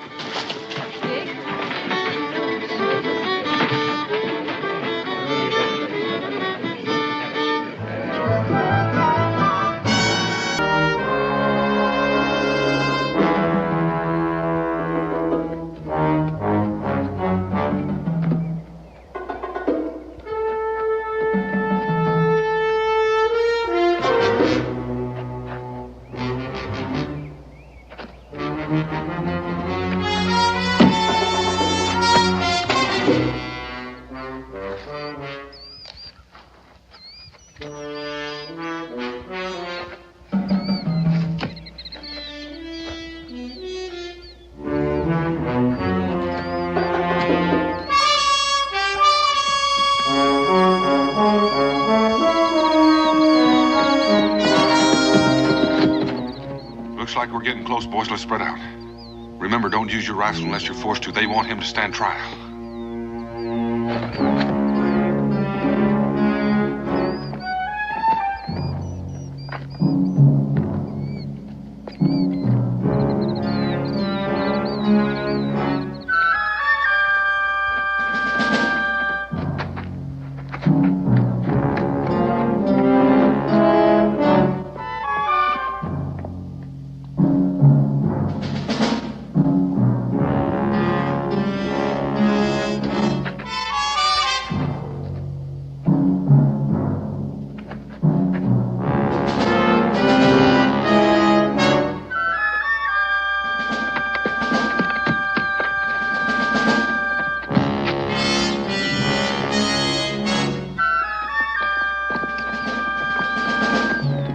Right there, Slatter.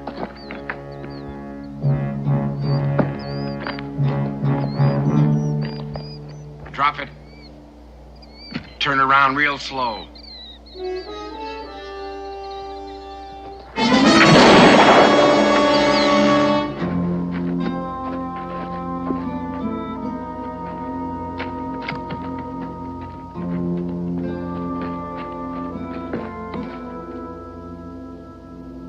He's dead, Daniel.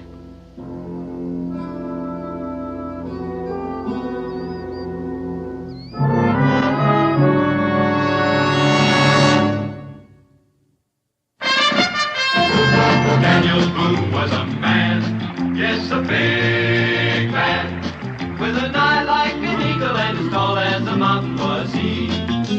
Daniel Boone was a man, yes, a big man. He was brave, he was fearless, and as tough as a mighty oak tree. From the coonskin cap on the top of old Dan to the heel of his rawhide shoe, the rippin'est, roaring'est, fighting'est man the frontier ever knew.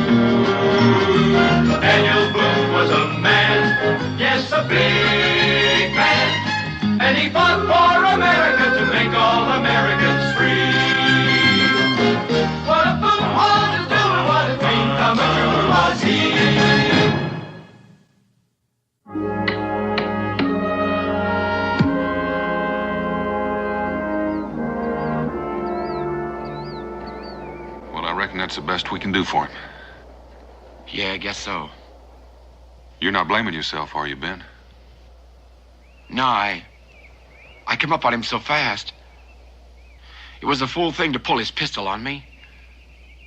Well, I reckon he's got a cabin or a lean-to around here someplace. We ought to try to find it and return whatever he's stolen. Hope there's not too much there. It's a long way back. Well, if it's more than the three of us can carry, we can always make another trip. Yeah.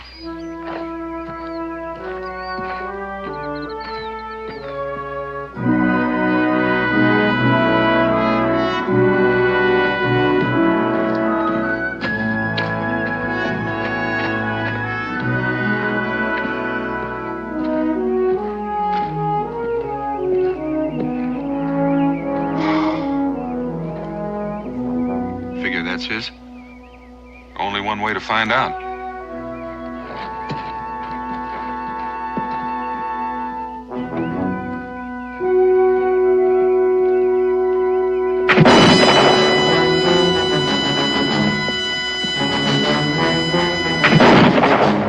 How bad is it, Cully? Oh, it's just a flesh wound, Dad. Do you think you can help with the loading? Yeah, leave it to me. I'll manage. Ben, you just keep him busy. Right.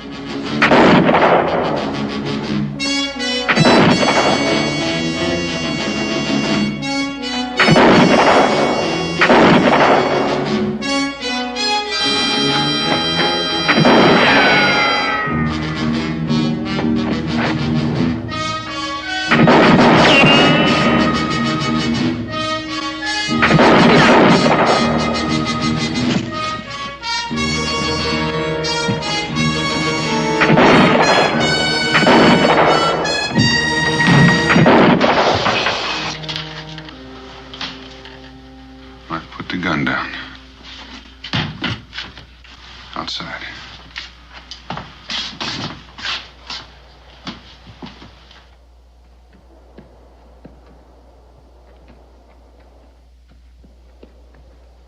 Hey, look at this. Him doing all that shooting?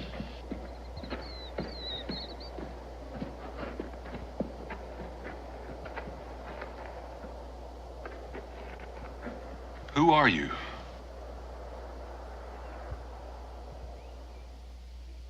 You know, it strikes me that you're in a pack of trouble no matter what you say. So you might as well make it easy on yourself and start talking. Which one of you shot my pa? I seen you. I heard the shots from the cabin, so I come out to see what was happening. And I was there watching all the time, when you buried my pa. And then I heard you planning to come rob our cabin. Rob? We weren't gonna rob you, boy. It was your pa that... Cully? What's your name, son? Come on, what's your name?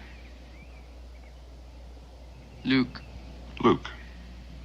Luke, I'm Daniel Boone. This here's Cully, and that's Ben. You may not believe it right now, but we're your friends. I still want to know which one of you shot my pa. I did. Why? If I hadn't of, he'd have killed me. I don't believe that. Luke, it looks to me like you've been picked by the Lord to be a man before your time. A young boy like you can't be expected to handle the kind of truths you gotta face. My pa never hurt nobody. It's a terrible thing to have to learn about your pa. But we were after him because he robbed and killed a man. That ain't true. My pa never do that. And you killed them because you're murderers. You hear me? You're murderers.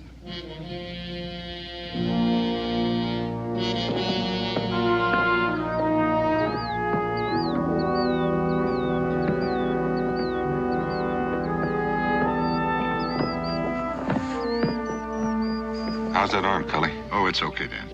Well, Becky, take a better look at it when we get back. Off we go, young fella. Get your hands off me. Well, somebody's got to help you. Just as long as it ain't you. All right, Luke.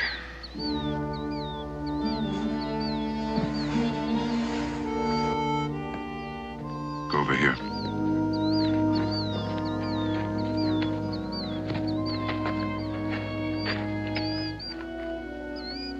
He'll get over it, Ben. Yeah.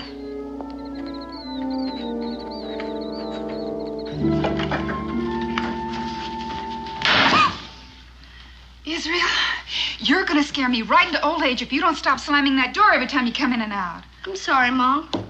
Well, being sorry isn't enough. Now, you're going to have to learn to come in and out of the house without shaking the beams loose. You go in and out of that door 3 times and do it the right way. Oh, Mom! Now! Yes, ma'am.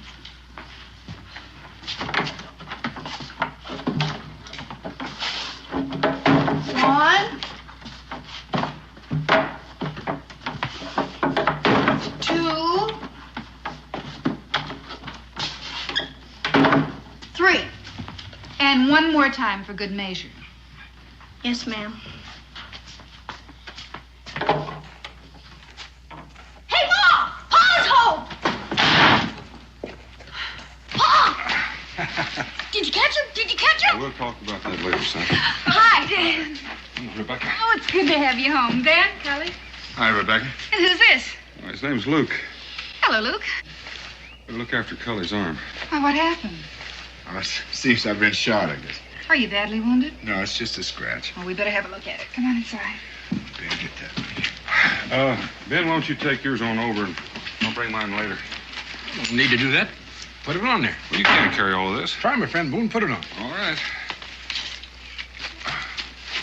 Got it? Yeah.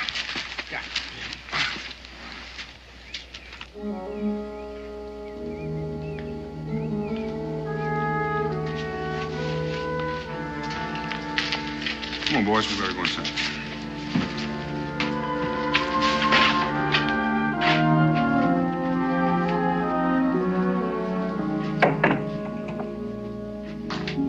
How's the arm, Cully? Well, it's more than a scratch, but it should heal quickly. Don't suppose it'd hurt if you stayed for supper. Oh, thanks, Dan, but I got so much work at my place. If I don't get started at it soon, it's going to be living there instead of me. Now, Cully, you best take care of that arm and not use it too much at first. Oh, I think it'll be all right. My name's Israel. Thanks, Rebecca. Dan, I'll see you in the morning. All right, Cully. Luke? See you. See you, Kelly. Israel, why don't you take Luke out there and show him where to wash up before it gets too dark? Sure, come on.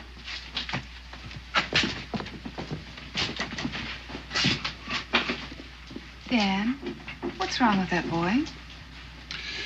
Ben had to shoot his father. What? It was the man we were tracking. Turned on us. Found the boy at his cabin. What are you going to do with him? I don't know just yet. Dan, a boy's been through a shock like that. He's got to be taken care of. I can't argue with him on that. He's awfully bitter. He can't believe for a minute his pa's a criminal. Maybe he could stay here with us, at least for a while. I thought of that, too. Don't think it's a good idea? Well, I don't mean exactly that. But I don't think it'd work unless he was pretty sure that that's what he wants. And then there's Israel to consider. He'd have to want it, too. I think we better just go slow till we see how things work out. You know something? I think you're right.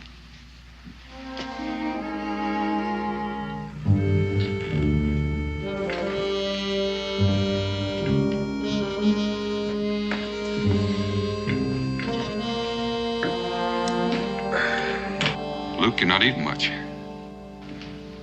I'm not hungry. Suit yourself. Have you got any kin hereabouts? Kin? Aunts, uncles, cousins? No. It was just my pa and me. I reckon we'll have to figure out what happens to you now. Why don't you send me to jail for shooting your friend? Well, I reckon I could if I wanted to, Luke. Is that what you want me to do?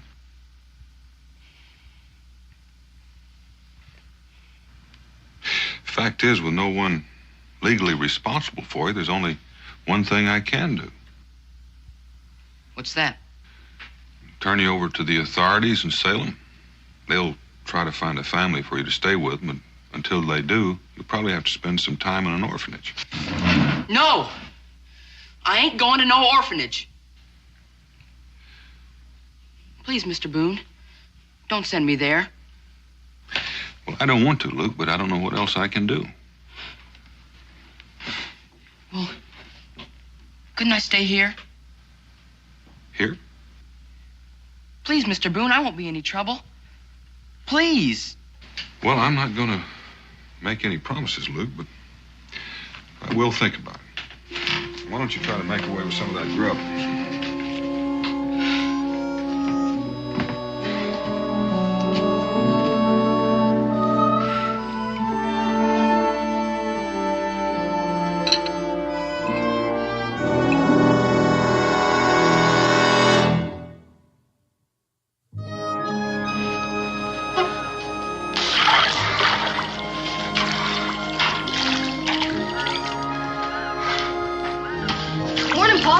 Morning, Izzle. Where's Luke? He's still sleeping. Well, I guess he needs it. That boy's been under strain. I figured that, so I let him sleep in my bed. I slept on the floor. Real good of you. You know, Izzle, Mo and I had a talk about Luke last night, but we didn't want to decide anything until we knew how you felt about his staying with us, no. I've been thinking about it. Well, it's important for you to be completely honest, Izzle. I know. Friend Boone. Good morning, Ben. Morning, Ben. Have a nut. Thank you. How's Luke doing? Oh, better, I guess. Could I talk with you a minute? Sure. Excuse us, Izzle.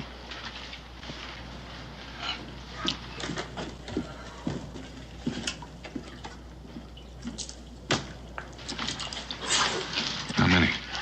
Well, no telling. Could be at least a company. I was afraid they might try something like that. Well, I'll go with the fort and have a look around. Thanks, Ben. See you later. Well, young man, you about finished? Pa, if you and Ma decide it's all right for Luke to stay with us, so do I. You don't mean sharing your room. I know. But Go on.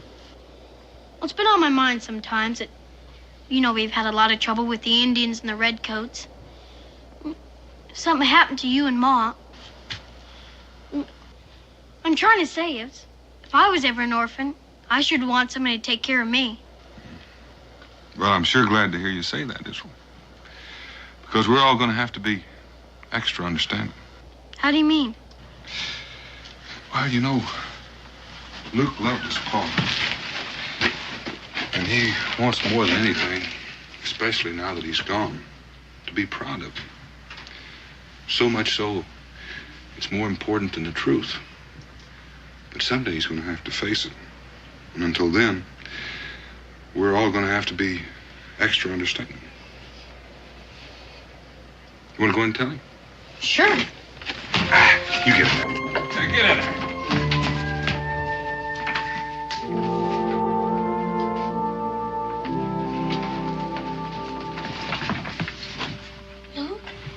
Luke, wake up.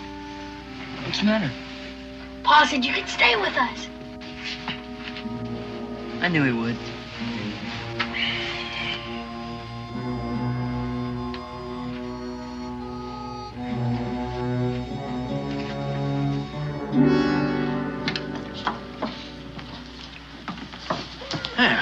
Daniel? Cincinnati. Usual? You don't mind? All right. You just go on over there and have a seat, and I'll bring it over to you. All right, gentlemen. Hey, excuse me, gentlemen.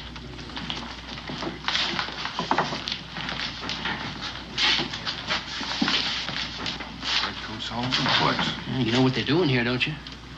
Blocking Cumberland Pass. That's right. There ain't nobody gets into Boonesboro that ain't questioned and searched. Well, you know that means we're going to be running short of powder and shot for quite a spell.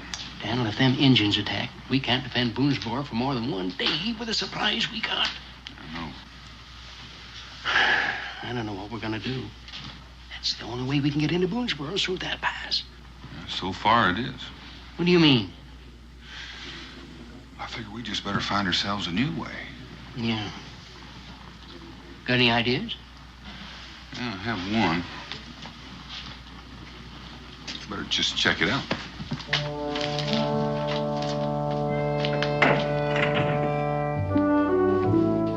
Dan, will you be gone long? Oh, not long, maybe just overnight. Well, is this new situation with the British really serious? It could be if my plans don't work out. boys getting along all right? You already got the spare bed put in. You gonna be leaving now, Pa? Mm-hmm. Luke, you think you're going to be comfortable? Yes, sir, I think so. Oh, that's good. My lamp. I'm sorry, Ma. Oh, Israel, that's the last thing of my mother's I have left. And anything happens to it, I don't know what I'll do. Now, you just got to be more careful. I will. Take the mattress on. Oh, I must confess, I wish you weren't going. You worried about getting along with Luke? Oh, I suppose not. You get along with him so great. Oh, don't worry, I won't be gone that long. Take care. I will.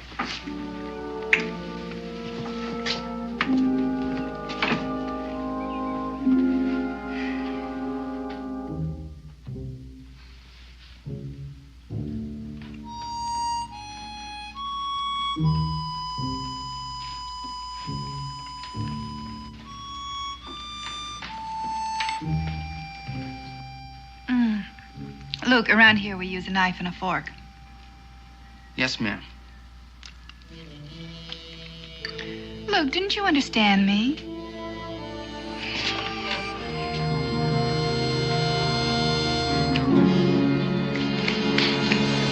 Luke!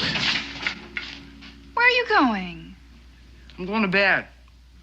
But it's early, and you have to help Israel with the dishes. I'm tired.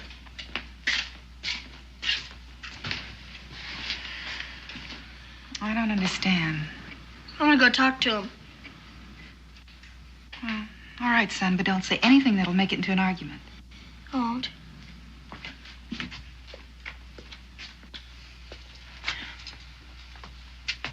Luke, what's wrong? Wrong?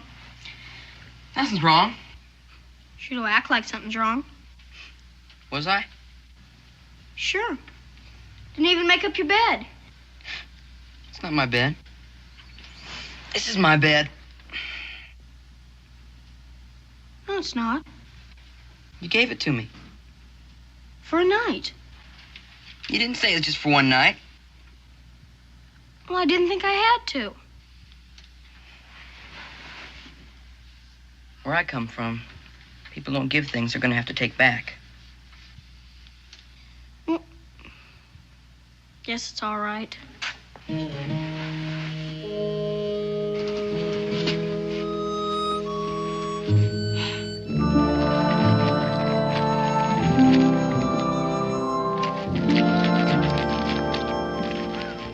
Afternoon.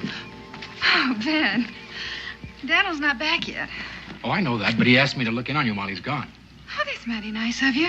I'm fine. Well, you know, Rebecca,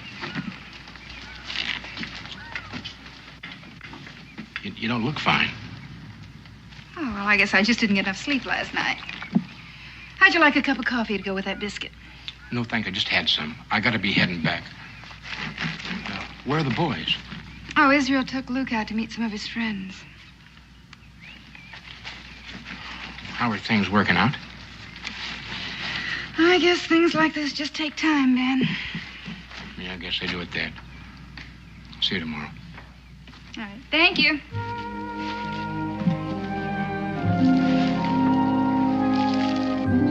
So, Luke's gonna be staying with us. How old are you, Luke? I'll be 13 next Monday. Well, I'm 12. So is John there. I'm still 11. I heard about your pa getting killed. What'd you hear? Just that he got killed. Luke, are you having a birthday party on Monday? No, Why not? never had one yet. You've never had one? So I just said. Gee, that sounds wrong. Maybe it is, but I still ain't never had one. Would you like one? Don't go to no trouble for me. Why not?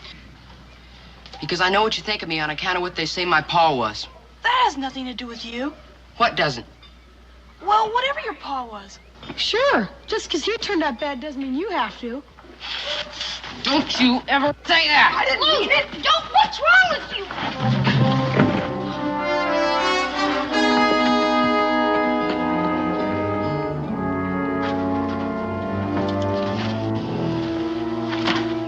You gonna let him get away with that?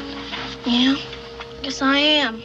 If he came at me like that, I'd sure give him a hit he wouldn't forget. has nothing to do about Israel being afraid, has it, Israel? No. It's just that... Well, I'm supposed to help him, but I don't know how. What's the matter? I fought with Israel. Why? I can't explain it. Is there anything you can explain? I don't know what you mean. I mean, a terrible thing has happened in your life by losing your father. We understand that. And we want to help you, but we can't unless you allow us. Can I go now? After you promise me something. What? That you'll try to let us be your friends. Friends? I don't have any friends. It's not true, Luke. Yes, it is. My pa didn't have any either. People lied about him. They called him a thief and a killer. And that friend of Mr. Boone's, that Ben, he shot my pa. And now you owe it to me to take care of me. We don't owe you anything. Yes, you do. You owe it to me. You owe it to me.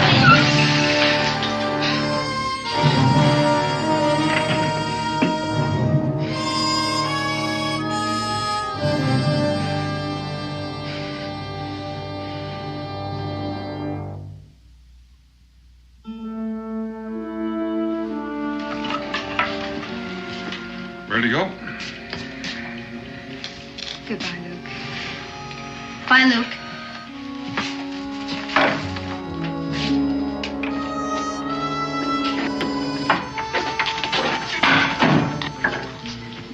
How long do you figure I'll have to spend at the orphanage? Orphanage? Ain't that where we're going? Oh, I haven't thought about it. Well, where are we going? The fort. Why? Well, look, I guess this is as good a time as any to talk about. You know, there are a lot of things I could say about your abusing our hospitality, or even being ungrateful. And most folks would agree with me 100%. But you know something? They'd be wrong. They would? Yes, sir. They just wouldn't take into account that you're the kind of boy that just can't stand getting favors. So I'm taking you someplace so you won't have to say thank you to a single person. I don't understand. Well, Luke, you know, we asked you to come and live with us for a while, and we took on a part of your responsibility. And I'm not sure that was entirely fair to you. Now, you're a big boy, and you're able to earn your own keep.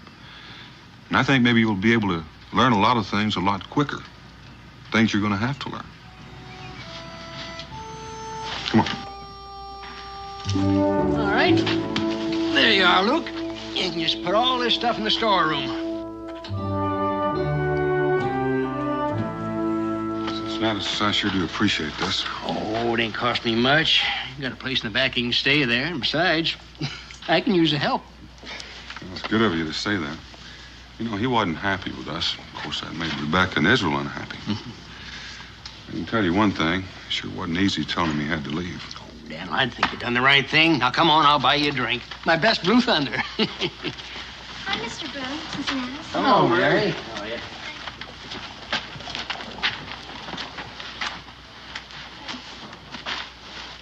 Hi, Luke.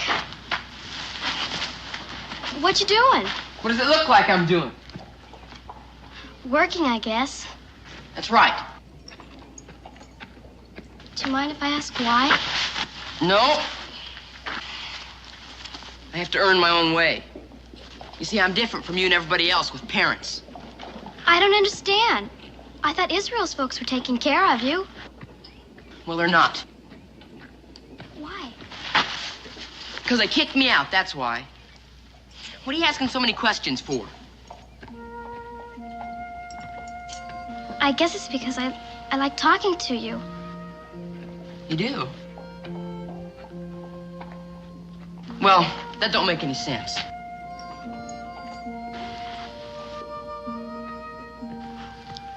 Does it have to make sense to like somebody?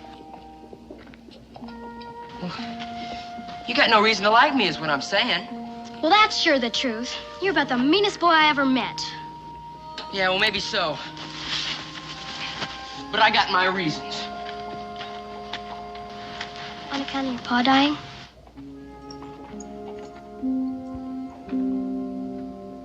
My pa didn't die. He was murdered by that friend of Mr. Boone's, that Ben. And then Mr. Boone, after telling me I could stay there with them, he throws me out and makes me work here for Cincinnatus. Are you really my friend? Sure. If you want me to be. And I could tell you something and you promise not to tell anybody else. I guess so. I'm gonna get even with that Mr. Boone and that Ben. How? I don't know how yet, but I'm gonna find a way. You just wait and see. But everybody I know thinks that Mr. Boone and his friends are real fine people. Well, I know different. Why don't you run along and play? I gotta earn my keep.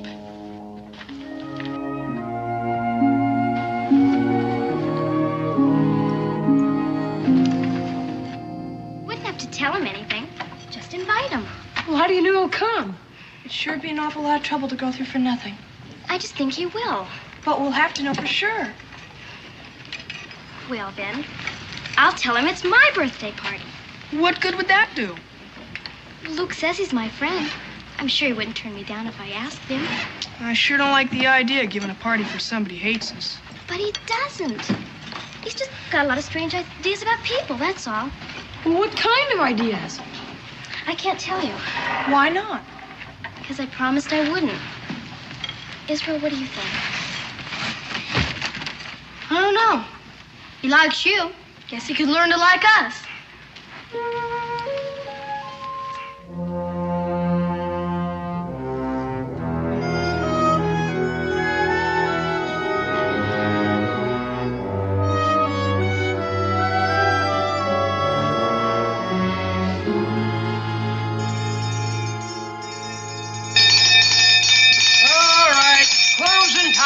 Closing time. All right, come on, drink up, everybody. Oh, come on now, Dad. Let's fill them up one last time, eh? Now, rules is rules, and if you don't stick by them, I'll have to tell your commanding officer to declare this here tavern off limits. Oh. Now, come on, drink up, and good night, everybody.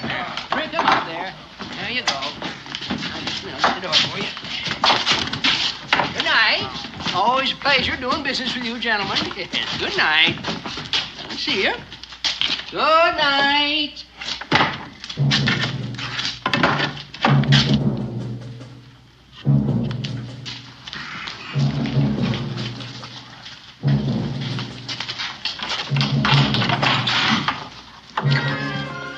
Everybody able to make it? Most of them. Come on, right over there, by the table. Right on in. Over by the fireplace. Let's go. Come on. Hurry.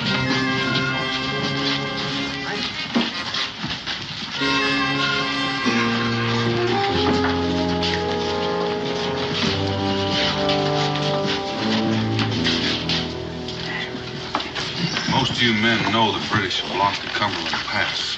And that means the supplies that we need to defend ourselves against the Indians or even Boonesboro are going to have to come in another route. Now, wait a minute. Now, there isn't any other route. Cully, I intend to make one.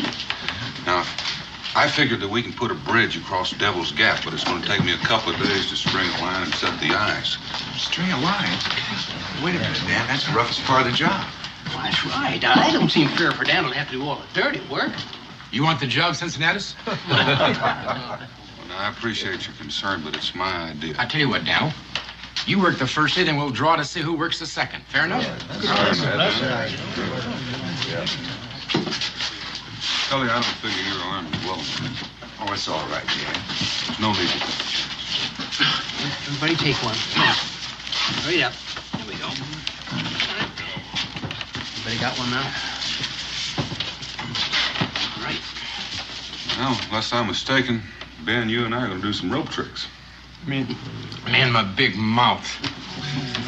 Well, it'll take us a couple of days to get those eyes in, and then we're going to need all the rest of it. I figured it'll take about a week to finish it.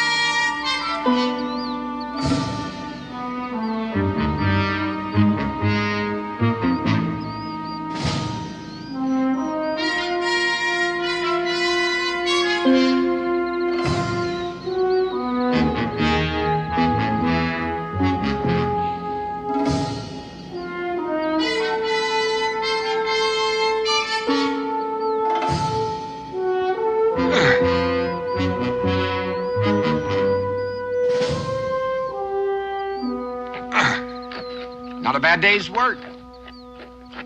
No, it won't be long now. Sure not happy about tomorrow being Sunday. Gives me a whole day to think about being strung across that gorge. Well, let's get home before it gets to be dark. Let's go.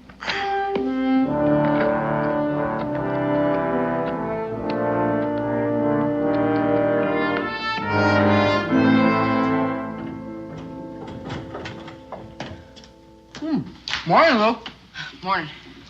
Well, Sunday's day off. What you gonna do with it? Thought I might just take a walk. Want some breakfast? No thanks, I'll get some later. Mm-hmm. Well, suit yourself. Yeah, well, see you later. Yep. Have a nice day.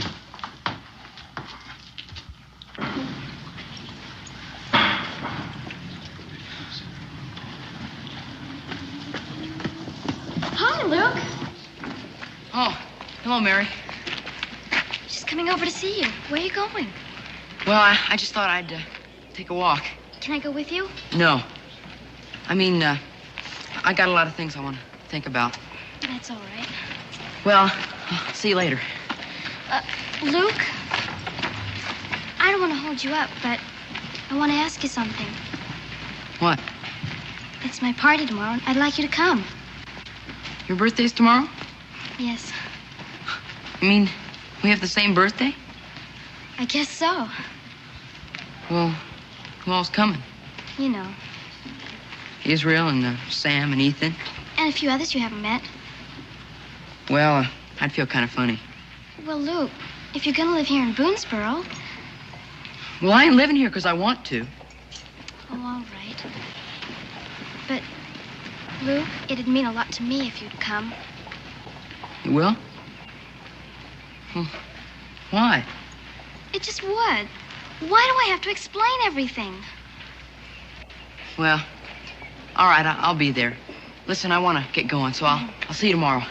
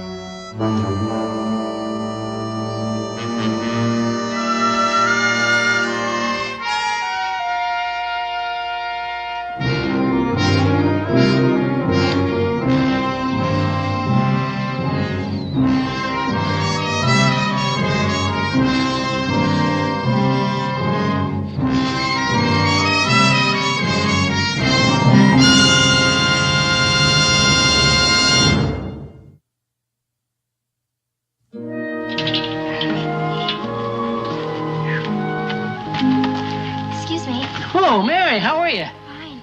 Well, what can I do for you? I'm looking for Luke. Oh? See, we're giving him a surprise birthday party at the schoolhouse today. Is that so? Yeah, and I wanted to make sure he remembered. Well, he didn't say nothing to me about it. Well, he's supposed to think it's my party, but it's really for him. Is he here? Well, he's inside working. It's all right if he goes, isn't it? Oh, sure. Just go right ahead inside. Thank you.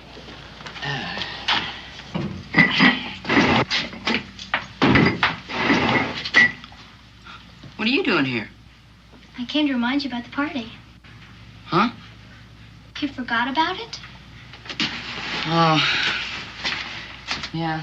I guess I did. Well, you're coming, aren't you? I don't know. But you promised. And besides, I was counting on you to help me get things ready. Cincinnati says it's all right. Well, I guess I'll come. Good. As soon as you can. All right.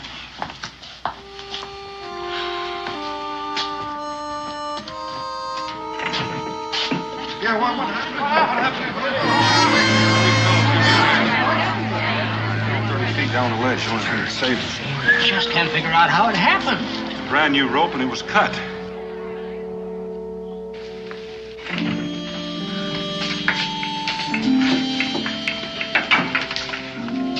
Come over and hold this, would you? Sure. you're about finished. Well, you're late. Took me longer than I figured. That's all right.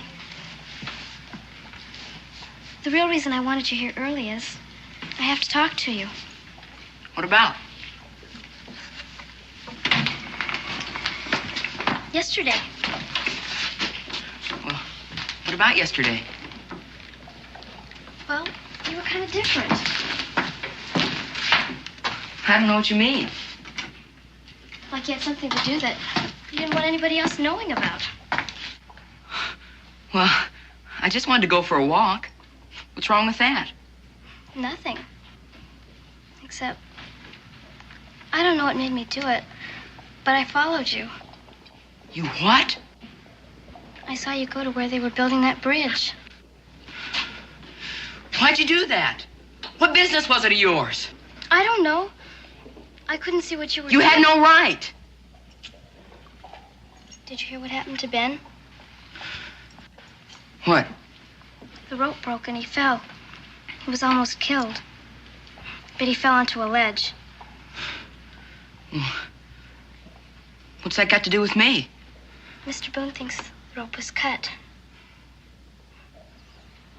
What were you doing up there yesterday, Luke? I just wanted to see what it looked like, that's all. You didn't cut the rope, did you? No. Honest, that's the truth. I hope so, but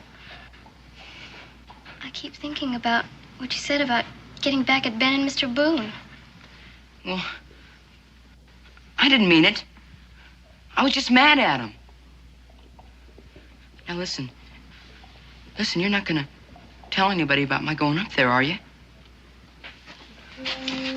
Because, well, it wouldn't seem right. And they'd try and blame me. You gotta promise not to tell. You got to. I said you gotta promise. You cut that rope, didn't you? Well, didn't you?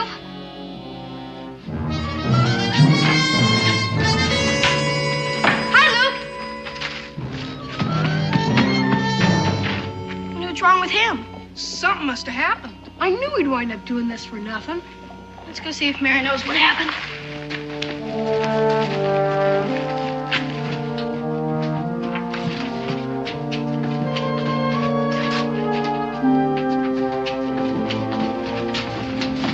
What happened? You tried to make me promise not to tell. What are you talking about? I saw him go up to the bridge yesterday. He was doing something with the rope, but I couldn't see what. You mean he cut the rope? And he tried to make me promise not to tell. Listen, you and Mary, go try to find my pa and tell him what happened. The rest of you, come with me. I think I know where he's headed.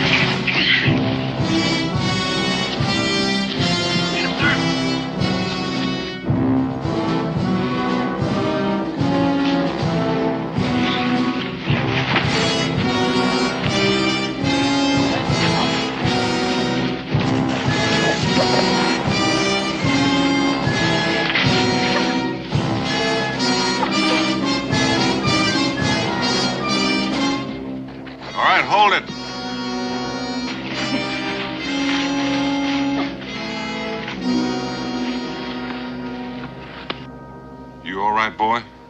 Yes, Pa. You got anything to say, Luke? Are you hurt?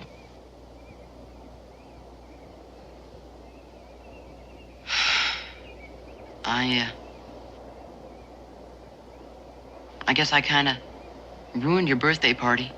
Wasn't her birthday party. It was yours. Mine? It's supposed to be a surprise.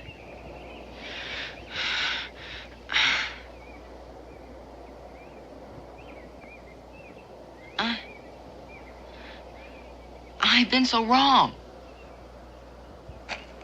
I don't know whether anybody can help you right now, Luke. I don't rate any more help. It's all anybody's been trying to do for me is help. But I didn't believe it.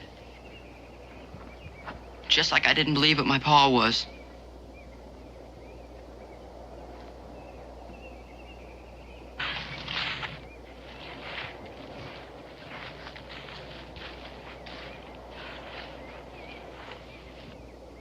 You know about your pa now?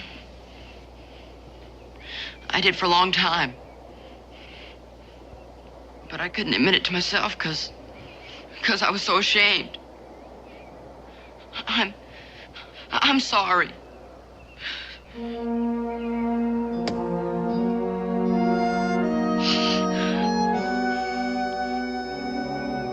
Why don't you young'uns walk Luke back to the fort?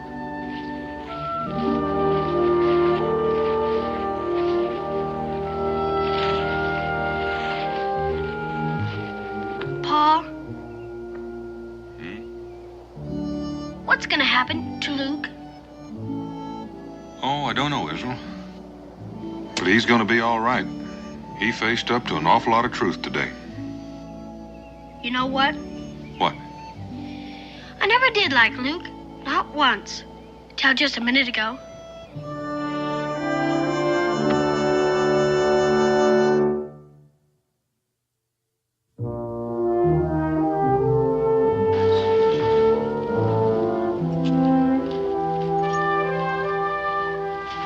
Well, it's kind of up to you, Luke. The Mosses are a fine family, and they're willing to adopt you as one of their very own. Well, I don't know what to say, Mr. Boone, after all I've done. Especially to you, Ben. Well, it's all over now. Hey, we got that bridge built. Well, do you want to live with the Mosses? Sounds like a fine idea to me. All right, I'll go over and give them the good news. Yes, sir. Thank you, Mr. Boone. You too, Ben. Sure. Ben Boone, I'll walk a ways with you. Fine, Ben. You get a long swell on that leg. Oh, hello, Mary. Well, Haven't seen you around in a while. it's not my fault. I've been here. Yeah, I guess you have. But you never even once came out to say hello. Until today. Well, I figured maybe you wouldn't want to talk with me. I got nothing against talking to you, Luke. It's just that a girl gets kind of tired of always having to be the first one to say hello. Yeah. Well, I'm glad we're talking now anyway. So am I. There's something I've been wanting to tell you. Oh? What's that? Well, it's just that I'm sorry for what I did and what I said at the party. Well, you ought to be. I am. I forgive you. That's good. I'm glad to hear you're still working for Cincinnatus. Yeah. And Mr. Boone says the family's gonna adopt me. That's great. Well, I better be getting on with my work. Yeah, I'll see you again. Mary? On your birthday, I'm gonna give you a party.